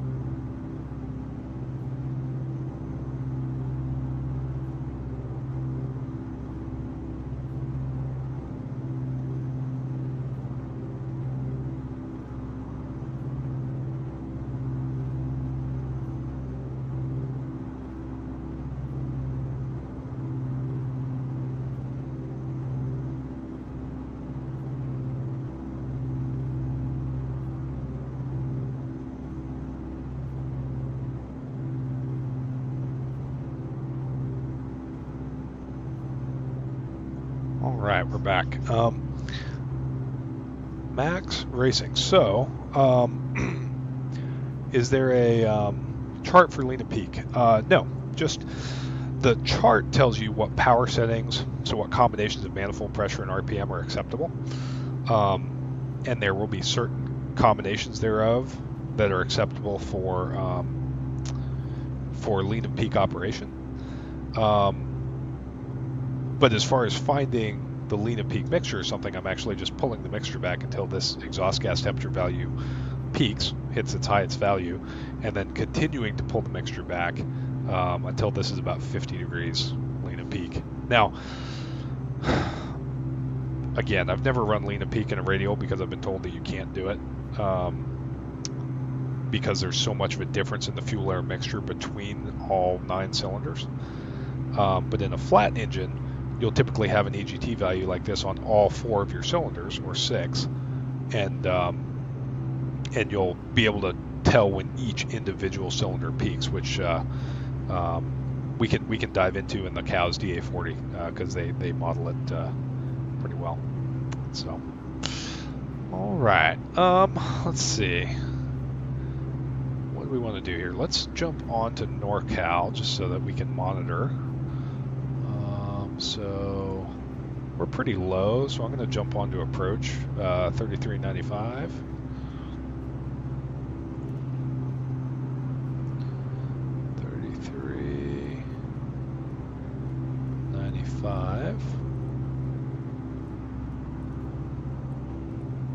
We'll just monitor that. And we're going to duck out over the water, and we'll do our descent. We'll kind of descend over the water. I know that we've got Big Sur in there, but we're gonna come over here to the left. 457 heavy, descend. direct deadhead. So Direct deadhead. pitch hold. 457. We're gonna start about a 500 foot from where we descend. 090 vectors to final. Descend and maintain 5,000. All right, so there's 500 feet a minute. 571, runway 19er right, line at point. Okay, we're getting Big Sur now, but I don't want to go there anymore. So. Runway 19er right, taxi via Alpha Echo, cross. There is a warning area actually that I used to fly in out here.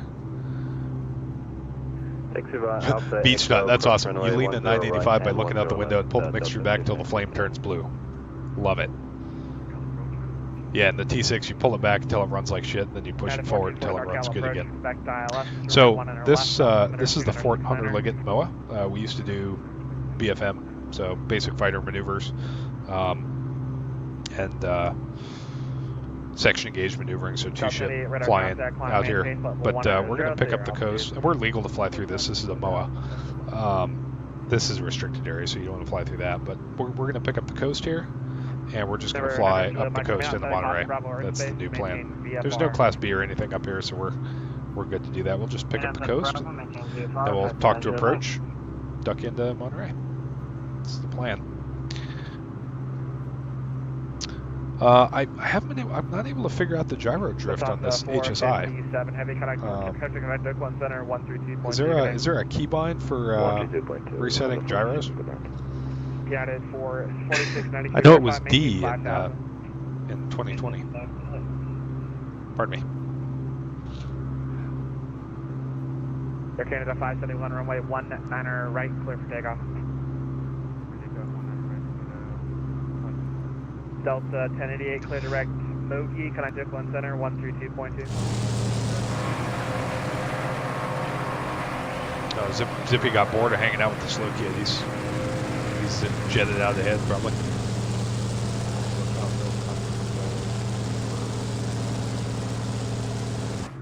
Activity at runway 17 right, cleared for takeoff. All right. Remember, for Class C, you just need 2-way radio communications to enter the Class C airspace. So we'll just call approach up before we enter and make sure he says our call sign.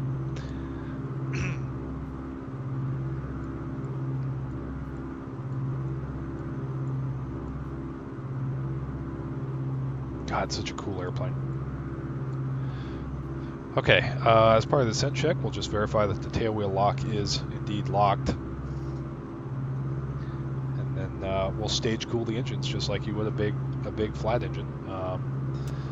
You know, keeping the manifold pressure coming back slowly and not shock cooling. We'll leave the cowl flaps closed, and oil temps are getting a little bit low, so I'm gonna pop the shutters closed a little bit.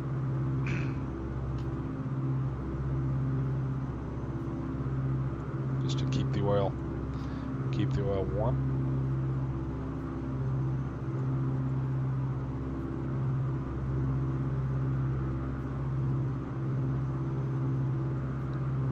Probably sped up on us a little bit, so we'll pull the RPM down.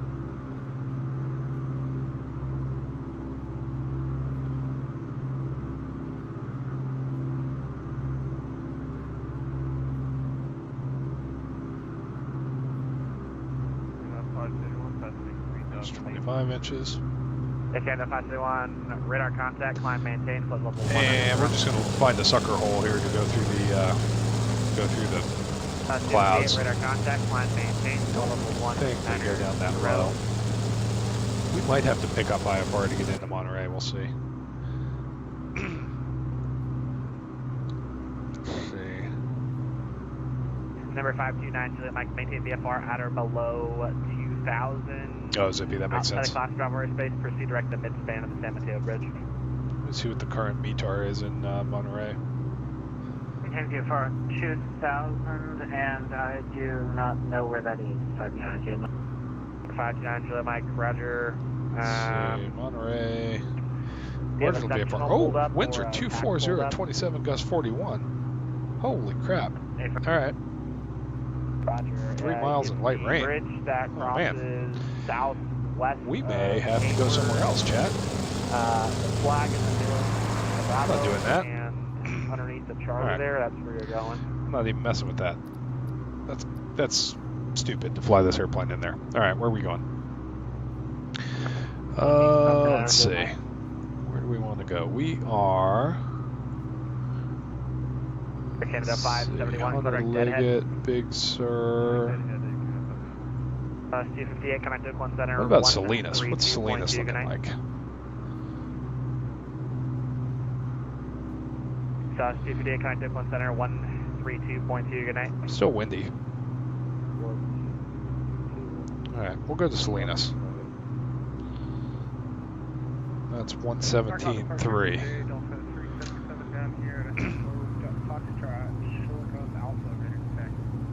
Delta 377, as it said on your PDC, you got to contact ground for a push. Just for next time, make sure you do that. Runway 100 left, correction, runway 100 right, taxi via Alpha Echo, cross runway 10 right, cross runway 10 left. 117.3, we got the carb heat coming on. Let's see, we'll go 117. Oh boy. What's going on there? Why is my RPM fluctuating like that? And why? Well, control binding issue, because as soon as I move my throttle, it picks up. Okay. Number 9, Mike, verify when you got the San Mateo Bridge. Alright, we're going to go over here to Salinas, and the MSA in this area is, it looks like, I'm still looking. You said it's a flag where the Charlie and the Bravo 65. Alright, so we'll stop at 75. Right no, let's see. Correction, southwest of Hayward. Yeah, let's stop here, and we'll start heading over to Salinas. Alright, so 117.3. Roger, I think I found it. Number 529, Juliet Mike, Roger, maintain VFR at or below 1,000, at 1,000, at or below 1,400, clear direct to the mid-span of San Mateo Bridge. There we go. Direct, the bridge approach and 1,400. Perfect. Delta 1559, runway 100 right, clear for takeoff, traffic hold short. Yeah. 19 right, clear for takeoff, Delta 15. Not sure where my bindings are going nuts there on the props, but alright, 117.3, going to Salinas. You can expect to cross over midfield and enter a left downwind for runway 10 left. And we're going to climb back up to about 7,500 feet, and then we're going to have to pick up First IFR. transmission came through broken, but I will expect to cross midfield, enter left downwind for 10 right, at 90 Mike. November 9 Juliet Mike, yeah, you're not going direct to the mid-span of the San Mateo Bridge. You're actually just crossing northeast of the toll plaza inside a delta. You can go ahead and we're still going west, so we need to climb up to 8,500. Midfield, enter left downwind for runway 10 Once this guy gets off the radio. Let's proceed direct to the 30 numbers, cross midfield, enter left downwind 10, right or left? Oh boy. 10 left, left downwind 10 left. Left downwind 10 left, that's 90 Mike. Alright, I'm gonna blow this guy's mind here. Construction Delta 267 Oakland, Chris NorCal approach, expect ILS from a 1 enter left, Stern Skull altimeter 296er.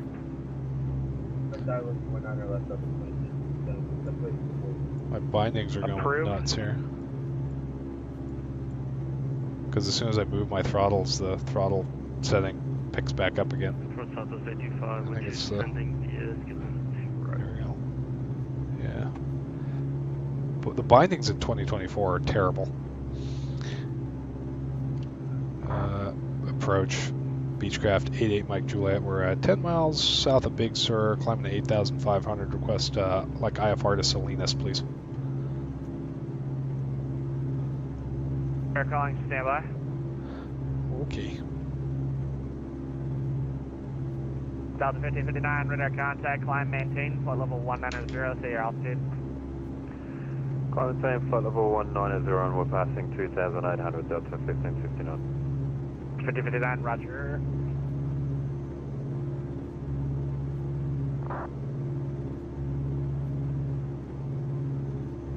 Delta 377, runway 190 right, line up and wait, traffic crosses downfield. Line up and wait, 190 right, Delta 377. Got it, 4693, right. Show you there's altitude. Heading 010 for the downwind, please. 010 for the downwind. This guy's busy. He might not want to give us vectors. We'll see.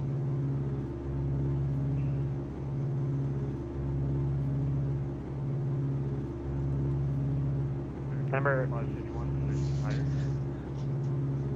Okay, 561, connect Oakland Center 132.2. Number 900 Mike, verify entering the downwind for runway 10 left. Hey, firm, I'm in the turn now, 590 Mike. Number 900 Juliet Mike, roger, runway 10 left, clear to land. Enter, correction, start setting the pattern altitude, please. 10 left, clear to land, and pattern altitude for turboprops is 1500 AGL. Salinas Airport information, Golf 2200 Zulu. Wind 258 at 5. Visibility 9er. Sky condition 1,700 feet scattered, 4,700 feet scattered, 13,700 feet scattered. Temperature 15. Dew point 1 tree.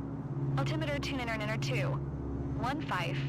ILS runway tree 1 in use. Number 900 Juliet Mike, you're landing and departing runway tree 1. Verify, VFR aircraft say direction of flight. All aircraft read back, hold short instructions. Hey, firm, I'm Advise just controller on initial contact you have Golf. Okay. Alright, we have Golf, and it looks like they're using the ILS to 3-1. Yeah, so but there's terrain north of the airport, so I want to make sure you don't hit it. we'll pick that up. I appreciate that. I have the we'll set that up in I'm just trying to Com 1 and Com 2 here. So 108.5. Final any second. Got it, 4693, heading 120. These control bindings are driving me nuts. 2024 it won't save my control binding, so I've fixed this problem, and now it's back. Alright, 108.5 there. Air Canada 777 runway 108.5 here. Okay. And we're we're still tracking Salinas inbound, so I got 108.5. The inbound course is going to be 315. There we go. And we'll set this one up in a second. Alright, and the mins are going to be 302 feet. November 333 November Golf, clearance on Alright. request. Didn't think I was shooting an approach here, but here we go. This might get a little spicy. Approach November 88 Mike Juliet. Got it, 4693, heading Oh boy. 160, join the runway 1 on our left localizer. 160, join the left, 19 left localizer. Alright, aircraft ending in Juliet, Sierra call sign. Yeah, that's November 88 Mike Juliet.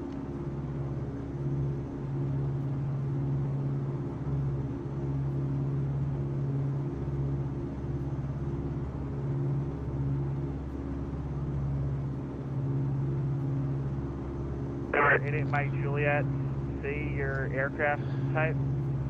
Yeah, November 88 Mike Juliet. We're Beach 18 over Big Sur. We were originally going to Monterey, but we need an IFR pickup to descend into Salinas for weather. Number 88 Mike Juliet, Roger, squawk 1376, maintain VFR. 1376, maintain VFR, 88 Mike Juliet. Delta 1559, can I Discipline Center 132.2, good day. 132.2, Delta 1559, good day. Air Canada 777, radar contact, climb, maintain, flight level 190. Vodka, you can make Monterey if you fly north through the valley. Number 900, Mike, yeah, runway 1. I don't want to blow up the ATC though, so I'm just going to do this the conservative way here. Contact, climb, maintain, all I need from him is basically a heading and an altitude, then we can descend through this, get below it, and land. Alaska 353, runway 12, line up and wait. Let's see, it's still looking good Number on fuel. 88 Juliet Mike, cleared to the Salinas Airport via radar vectors direct, climb, maintain 9,000. Alright, directly to Salinas, radar vectors, climb, maintain 9,000, 8 Mike Juliet. Climbing flight level 190, Alright. Up we go. Canada 777, heading 180, vectors for sequencing. 180, air transfer. Data 4693, 13 miles from the San Francisco Airport. Clear to LS for my 19er left approach. Maintain 2,800. He's going to give us radar vectors, so I'm not following anymore. So I'm going to go heading mode, and then we're going to swap this to 315, United 4693 negative. and put the ILS in. 2,800 to shake. There we go. And then this is going to go to localizer, normal mode. Oh boy, nope, maintain heading. It's going to dive for the ILS. There we go. Don't do that. Canada 777, you're at 5,000 feet. Yeah, correct. And you have bad weather 18,000? No, I got bad weather in front of me, still climbing, still showing ground. There we go, there's 9,000. Roger, yeah, you're going to get turned southbound Alright. during you for traffic. Roger, Yeah, we can pull that power back to 25 inches. Alaska 252 requesting takeoff clearance, runway 12 at Oakland. Hotel. Aircraft at Oakland, you can stand by. American 32, descending to base to It's arrive. getting spicy. American 32 NorCal approach, expect ILS, runway 19. I mean, if he can just point us over here, we can descend through that and get into Salinas, no problem. 69er, expect ILS 100 left, American 32. Southwest 825, I don't think I've gotten to you yet. Expect ILS runway 12 approach to Oakland, altimeter 2972. ILS 12 approach into Oakland, sub 55. Air Canada 777, climb. It's got busy. Actually, maintain 23 knots until 15,000. Repeat that again, Air Canada 777. Air Canada 777, Well, this was supposed to be a nice, relaxing VFR flight. knots until crossing 15,000. Now we're working for a living. Alright. Looking at our instruments again, everything's looking good. Cylinder's a little warm because we just did a climb. Number 88, Mike Juliet. traffic, 12 o'clock, 12 o'clock, 2 miles, same direction is a, correction, type is unknown, altitude indicates 7,500, heading 040, vectors to final, descend and maintain 7,000, you can expect ILS runway 32 approach to Salinas. All right, 040 on the heading and down to 4,000. Hey, Mike Juliet, we'll expect vectors for the ILS 31. All right. That's the one. All good, knew what you meant. All right, heading downhill, start stage cooling. Beach nut, the suction crossfeed is under the right seat and should be off. Alright, let's see.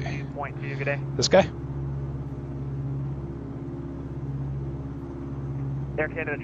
Oh, hey, there we go. Look at that. Suction crossfeed off. Alright. Delta 377, kind of surprised they modeled that. United 1440, heading 120. Alright. Pull the manifold pressure back to about 20 inches. Yeah, I love that.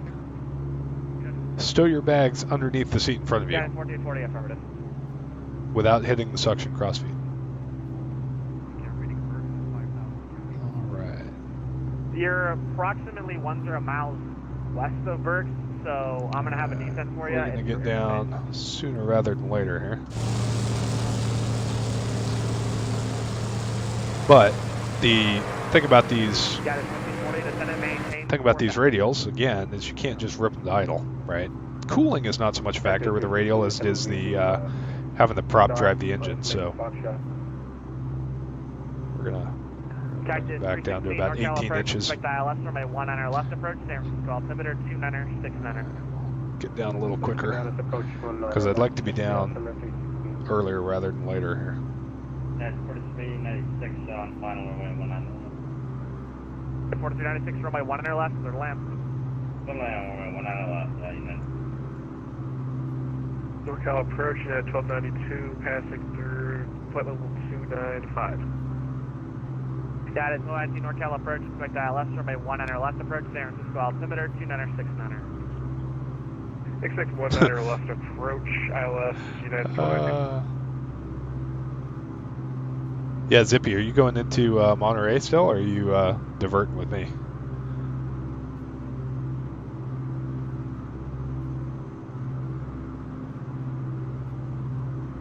He's going to fly us through the localizer. Alaska 253 requesting takeoff clearance, runway 12 at Oakland. He didn't clear us for the approach, so we just have to keep going here.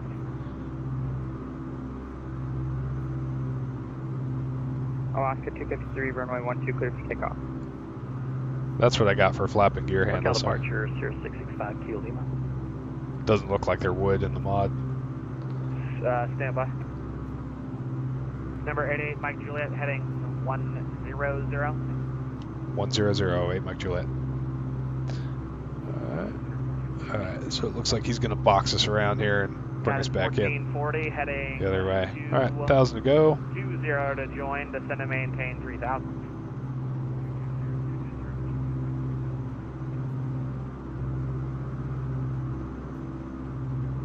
Alright, pitot heat's coming on. Hopefully there's no icing in these clouds because I do not have de-ice fluid. That is 4693, cross runway 100 right, taxi to the ramp via Alpha. Slower descent rate down. So Number 8 Mike Juliet, verify maintain 6000. You gave us down to 4, but we can climb back up to 6.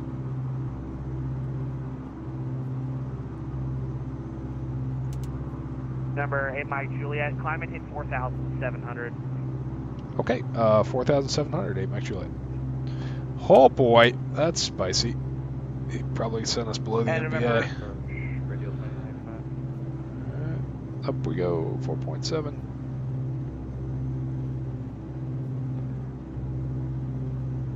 That's not where you want to be. Descending the mountainous terrain in the clouds, and the controller goes, "What altitude did I give you?"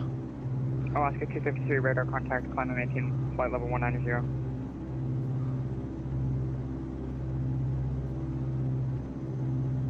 Number 8 Mike Juliet, climb and maintain 6,000. Okay, we'll keep it going up to 6, 8 Mike Juliet. Alright. We're going to go to climb power here, so we'll go full rich on the mixtures first. Then 30 inches, 2,000 RPM.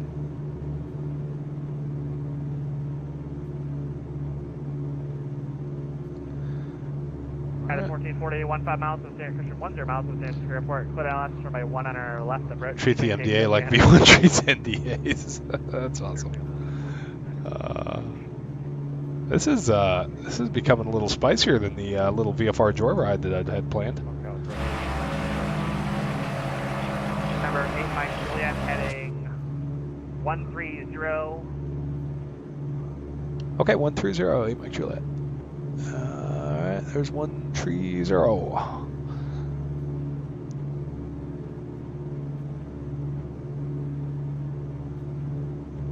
We'll go back and watch the tapes, chat. I'm pretty sure he sent us down to 4,000. Beach Nut, I have shot a couple of back courses. It's been a second though. It's been a second. Romeo Echo Mike 2095 radio check. I mean, we could scud run, Gus. Like, we could absolutely scud run this. But I feel like now that I asked the guy for vectors, I should probably let him give it to us. Alright, aircraft calling at 7,500, maintain VFR, and I'll get back to you soon. Alright. Well, cylinder heads are still looking good. All the temps and pressures are looking good. Number 8 Mike Juliet, turn right heading 240. Right turn 240, 8 Mike Juliet. 240. Alaska 253, climb maintain level 190 and kind of Dipline Center 132.2. Bringing it back to 2,000 RPM, or 2,500, or no, Alaska 253, sorry, 25 inches. Level 190 and contact 132.2. That's a T6 power setting, so hopefully it works in this machine. Alright. And then, once we end up on a vector, I'm going to swap this over to loc norm, and the airplane should capture it. We'll see. Ask for special. I should. Maintain 6,000. Yep, leveling at 6. Sorry about that. 8 Mike Juliet. All right, well, the first one was his fault. Monterey altimeter 2978. 2978. Yeah, it's not the altimeter. It's my flying. All right. Let's see. Down to 6,000. First one was his fault. That one's my fault. Down to 6. Come on, chat. Why didn't you stop me at 6? Push and start.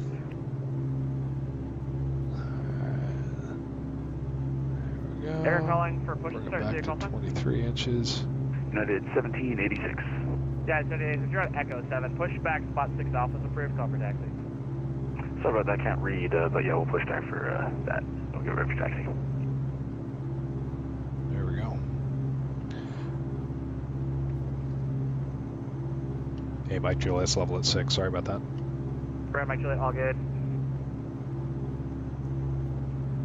There we go. Altitude hold at 6. Mike Juliet, correct, and cross and at 6,000. Cleared straight and ILS runway 31 approach to correction, clear to Salinas.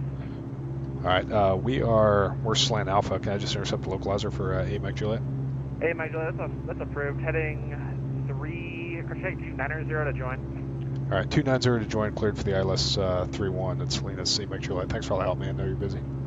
All good. All right, and we'll go loc norm right here. There we go. Got it. 292. It's gonna go get the glide slope, which that's fine. Reduce speed 230 knots, yeah, 1292. There we go. Manifold pressure's coming back. We're going into the clouds. Heats are on. 1440, yeah, clear to land. Runway 1 enter left.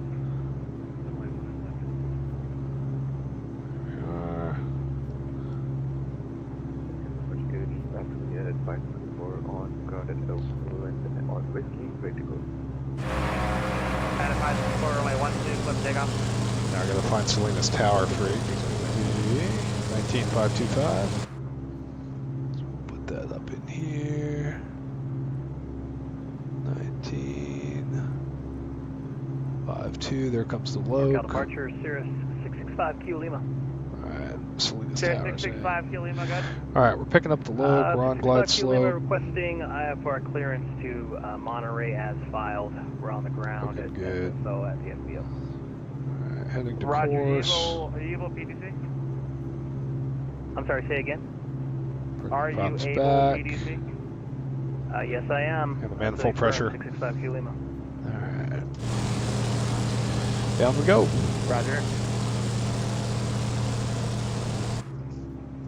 Alright, now we'll start working the speed back to 120 knots so we can get the gear out. We're on the glide slope. Getting the loc. Looking good.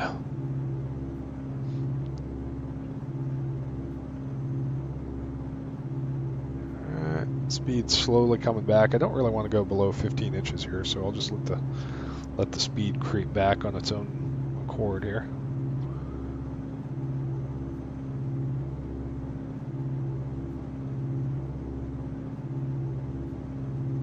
And minimums we're going down to 300.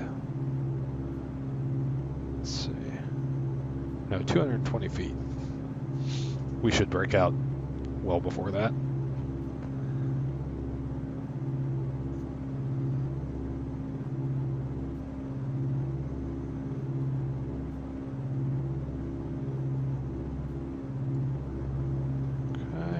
Fuel pumps are coming on because the engines will definitely quit on rollout. Otherwise, tail wheel is verified locked. After there's the San Francisco altimeter. 2969, expect the ILS running 19. Might need to come back to about 12 inches or so to get the gear out. We'll see. See how 13 works. Keep the props loaded up.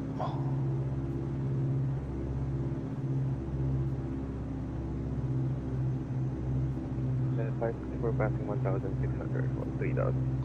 Right, down through 4,000 feet.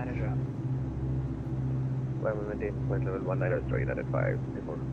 Rep 209. Not sure why we're not getting DME. To pick up an IFR clearance. Radio 2095. Oh. Wanting to pick up an IFR clearance. DME is off Salinas. Radio 2095, okay. Maintain VFR. And did you want flight falling towards Salinas? Correct, Salinas. Radio 2095, squawk 1067. 117.3. So we're going to use 17.3 for the DME on this. That was 825, 17, 3100. 17, 3100. Yeah. Alright, 17.3, we're coming down. We'll dirty up around 2,000 feet. Beach nut, remember to push forward and, yep, push forward to pin the mains. Nice.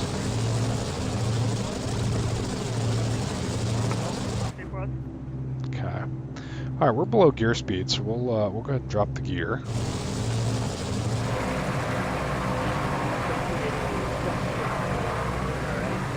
I love how they just fall out.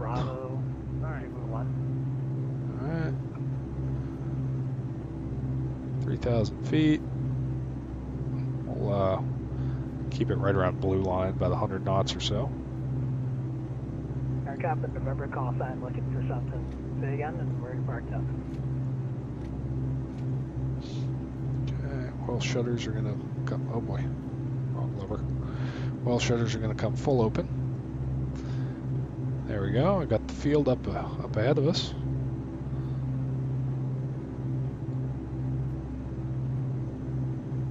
And approach 88 Mike Juliet's got the field in sight. Thanks for the help looking for the switch. Mike Juliet, Roger. Clear the visual approach, Salinas Airport, stand by. Alright, cleared the visual, waiting on the switch, 88 Mike Juliet. Alright.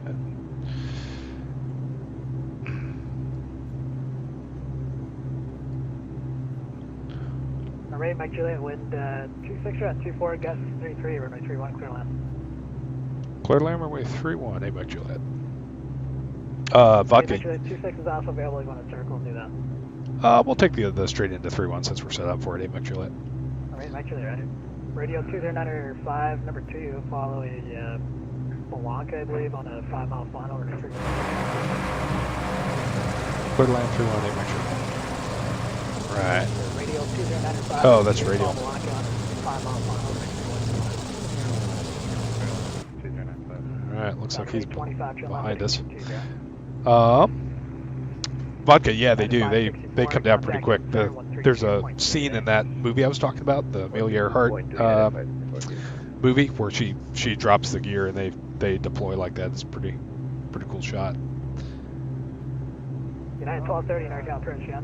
All right, we'll just put 1 notch of flaps in. We'll go down to 15 degrees. 1230 in our account approach, even in San Francisco, altimeter 2968. Confirm you out of 11,400 now. 1230, right in turn 40 degrees left, 40 to the left. And Beach Nut, wheel landings, right? You always wheel land a Beach 18, is that correct? No 3 points? At 1230, 40 left, the 7maintain 6000. 45,000, sorry about that, 1230. At 1230, 7maintain 6000. Right at the top of the arc here. That was 825, turn left, heading 150, January 12 left side.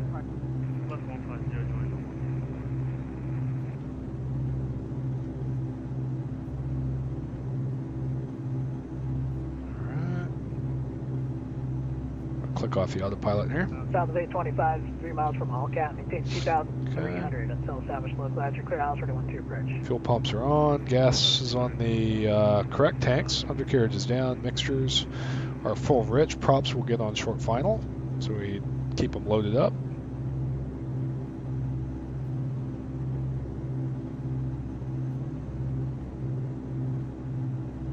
Radio 295, start slow to your final approach speed, either kind of first 200 knots, where we go.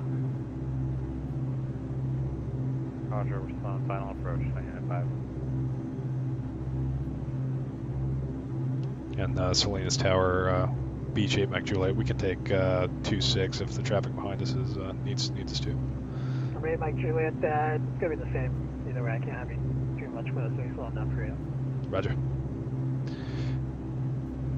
That was 825, runway 12, clear to land. All right. 20019er, gust. We'll just we'll do flap 15 here so that we don't crush Zippy's program. 2971 when 20019. Mains at 90 and forward a bit. Okay, cool. All right. Oh, you know what we need, chat? We need the flight recorder. There we go. We're recording.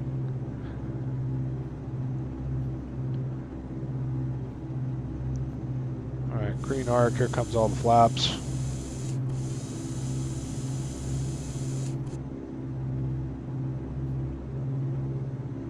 Alright, Beach Nut. Mains at 90 and then pin it. Got it.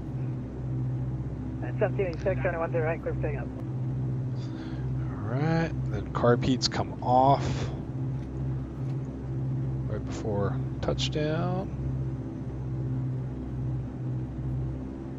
There we go, the props. Next 316, you can expect the ILS running 19 left the bridge. The approach clearance in about 2 minutes or so. 10 minutes. I feel like we're a little slow here.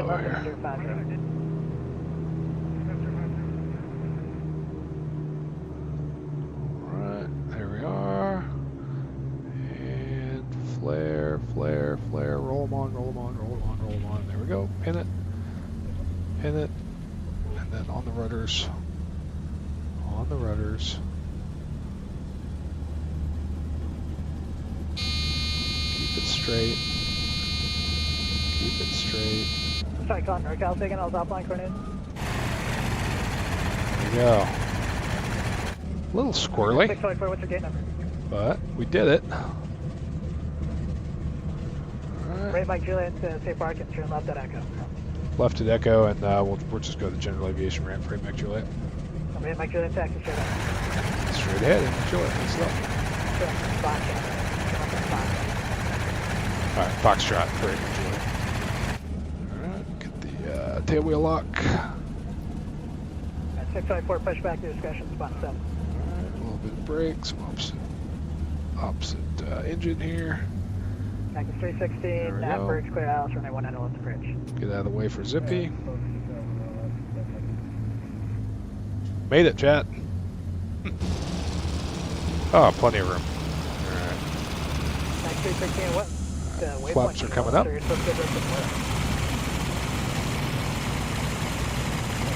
let's go find a place to park. So you can see as the RPMs come down through 1100, the generators drop off. Yeah, 1230, reduce speed of 210.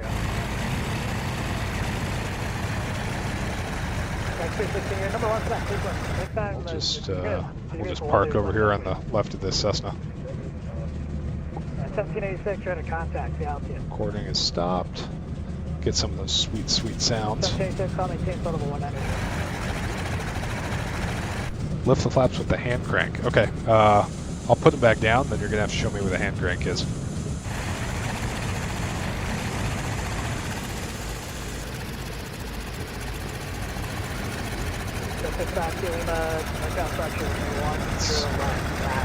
Just park right here.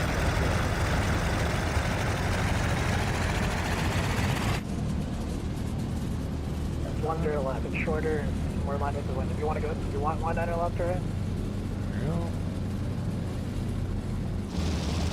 There we are. Alright, park it right there. Park and brake.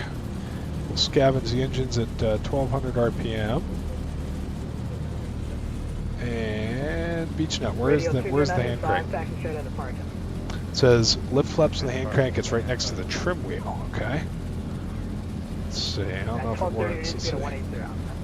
It looks like.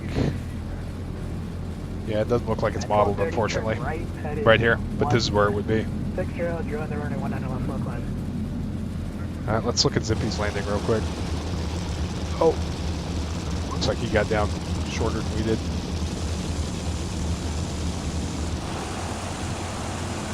Alright, let's see how we did damage-wise.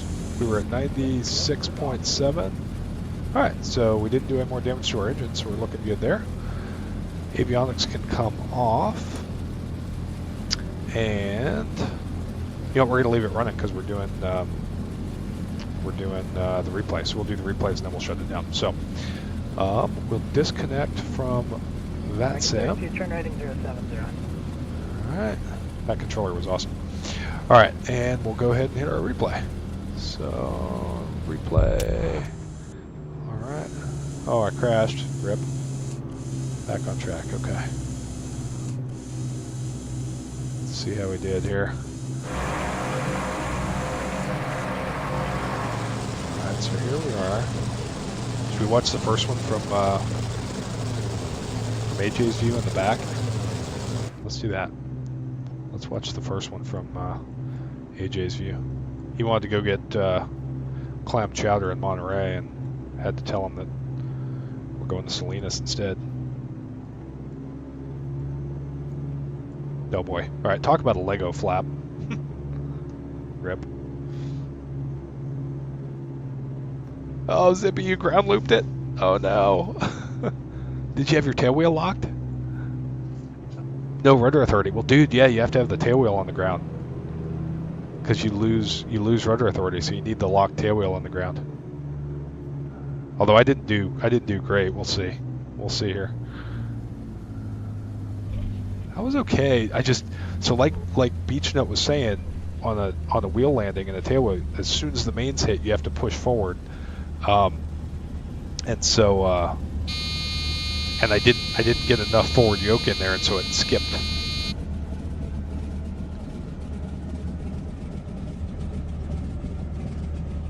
All right, let's pause that and back it up here. Didn't look too bad. Let's see.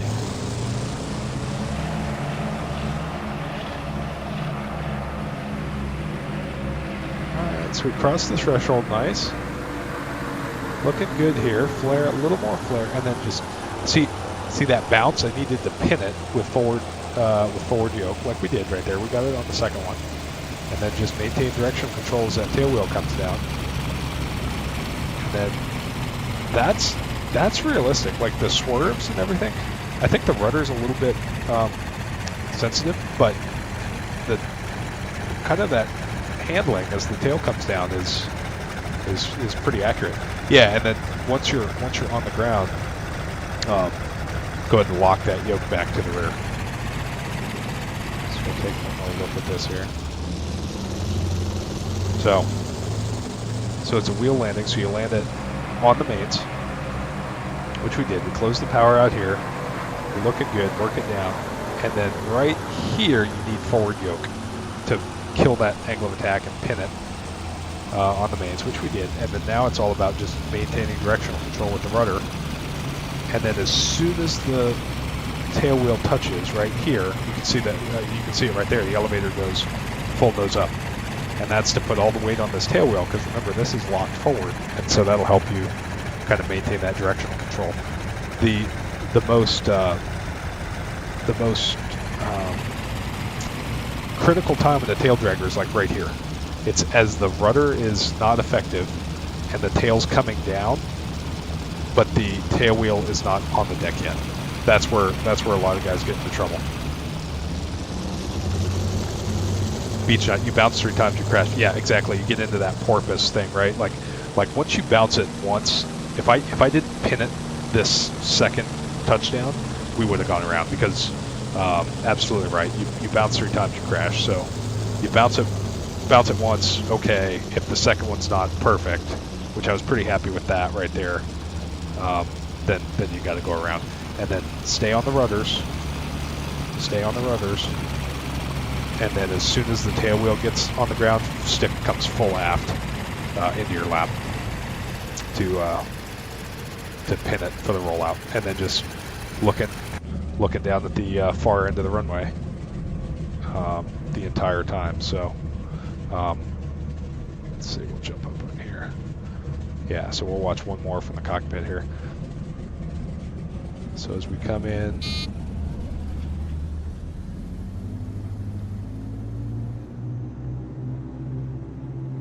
yeah, so come in. Oh, Beech nut, the tail wheel moves 5 degrees. Okay, so it's not hard locked straight ahead. But see, like, that's okay. And then pin it, and now you're just looking right here. You're looking right here at the end of the runway and just making small, quick jabs on the rudder to fight for that center line. And remember, as you've got these 2 massive metal props spinning, so as the tail comes down, you're going to get effectively gyroscopic precession in reverse. The airplane's going to want to go right, typically, unless there's wind involved as well. So, but anyway, all right, we'll take a look at that one more time, and then we'll play the music. But anyway, hey guys, thanks for joining me here. I really enjoyed showcasing this wonderful mod. I hope you guys had as much fun with it as I did. I think we'll be seeing more of this in the Radial Engine Mafia streams. Beech nut, thanks for joining, man. If you're not a channel member already, please subscribe, because more of this is coming, and your expertise on the type makes this a lot of fun, because you can keep us honest with how we're operating it. So hopefully you'll join in and maybe do some Radial Engine Mafia flying with us in the future. That'd be a lot of fun. So Zippy, thanks for flying along, man. I appreciate it. Everybody else who joined in, thanks for coming along. And if you liked it, that really helps me out. Share, subscribe, all that kind of good stuff. And we'll get you more of this content in the future. So Blackbird 7.3 stream is coming, because I got a spiffy new set of flight controls that I got to put on, and then go try the Guppy out as well. So thanks again, guys. Appreciate it. We'll get the music playing, watch a couple more replays, and we'll be out of here. All right, we'll see y'all.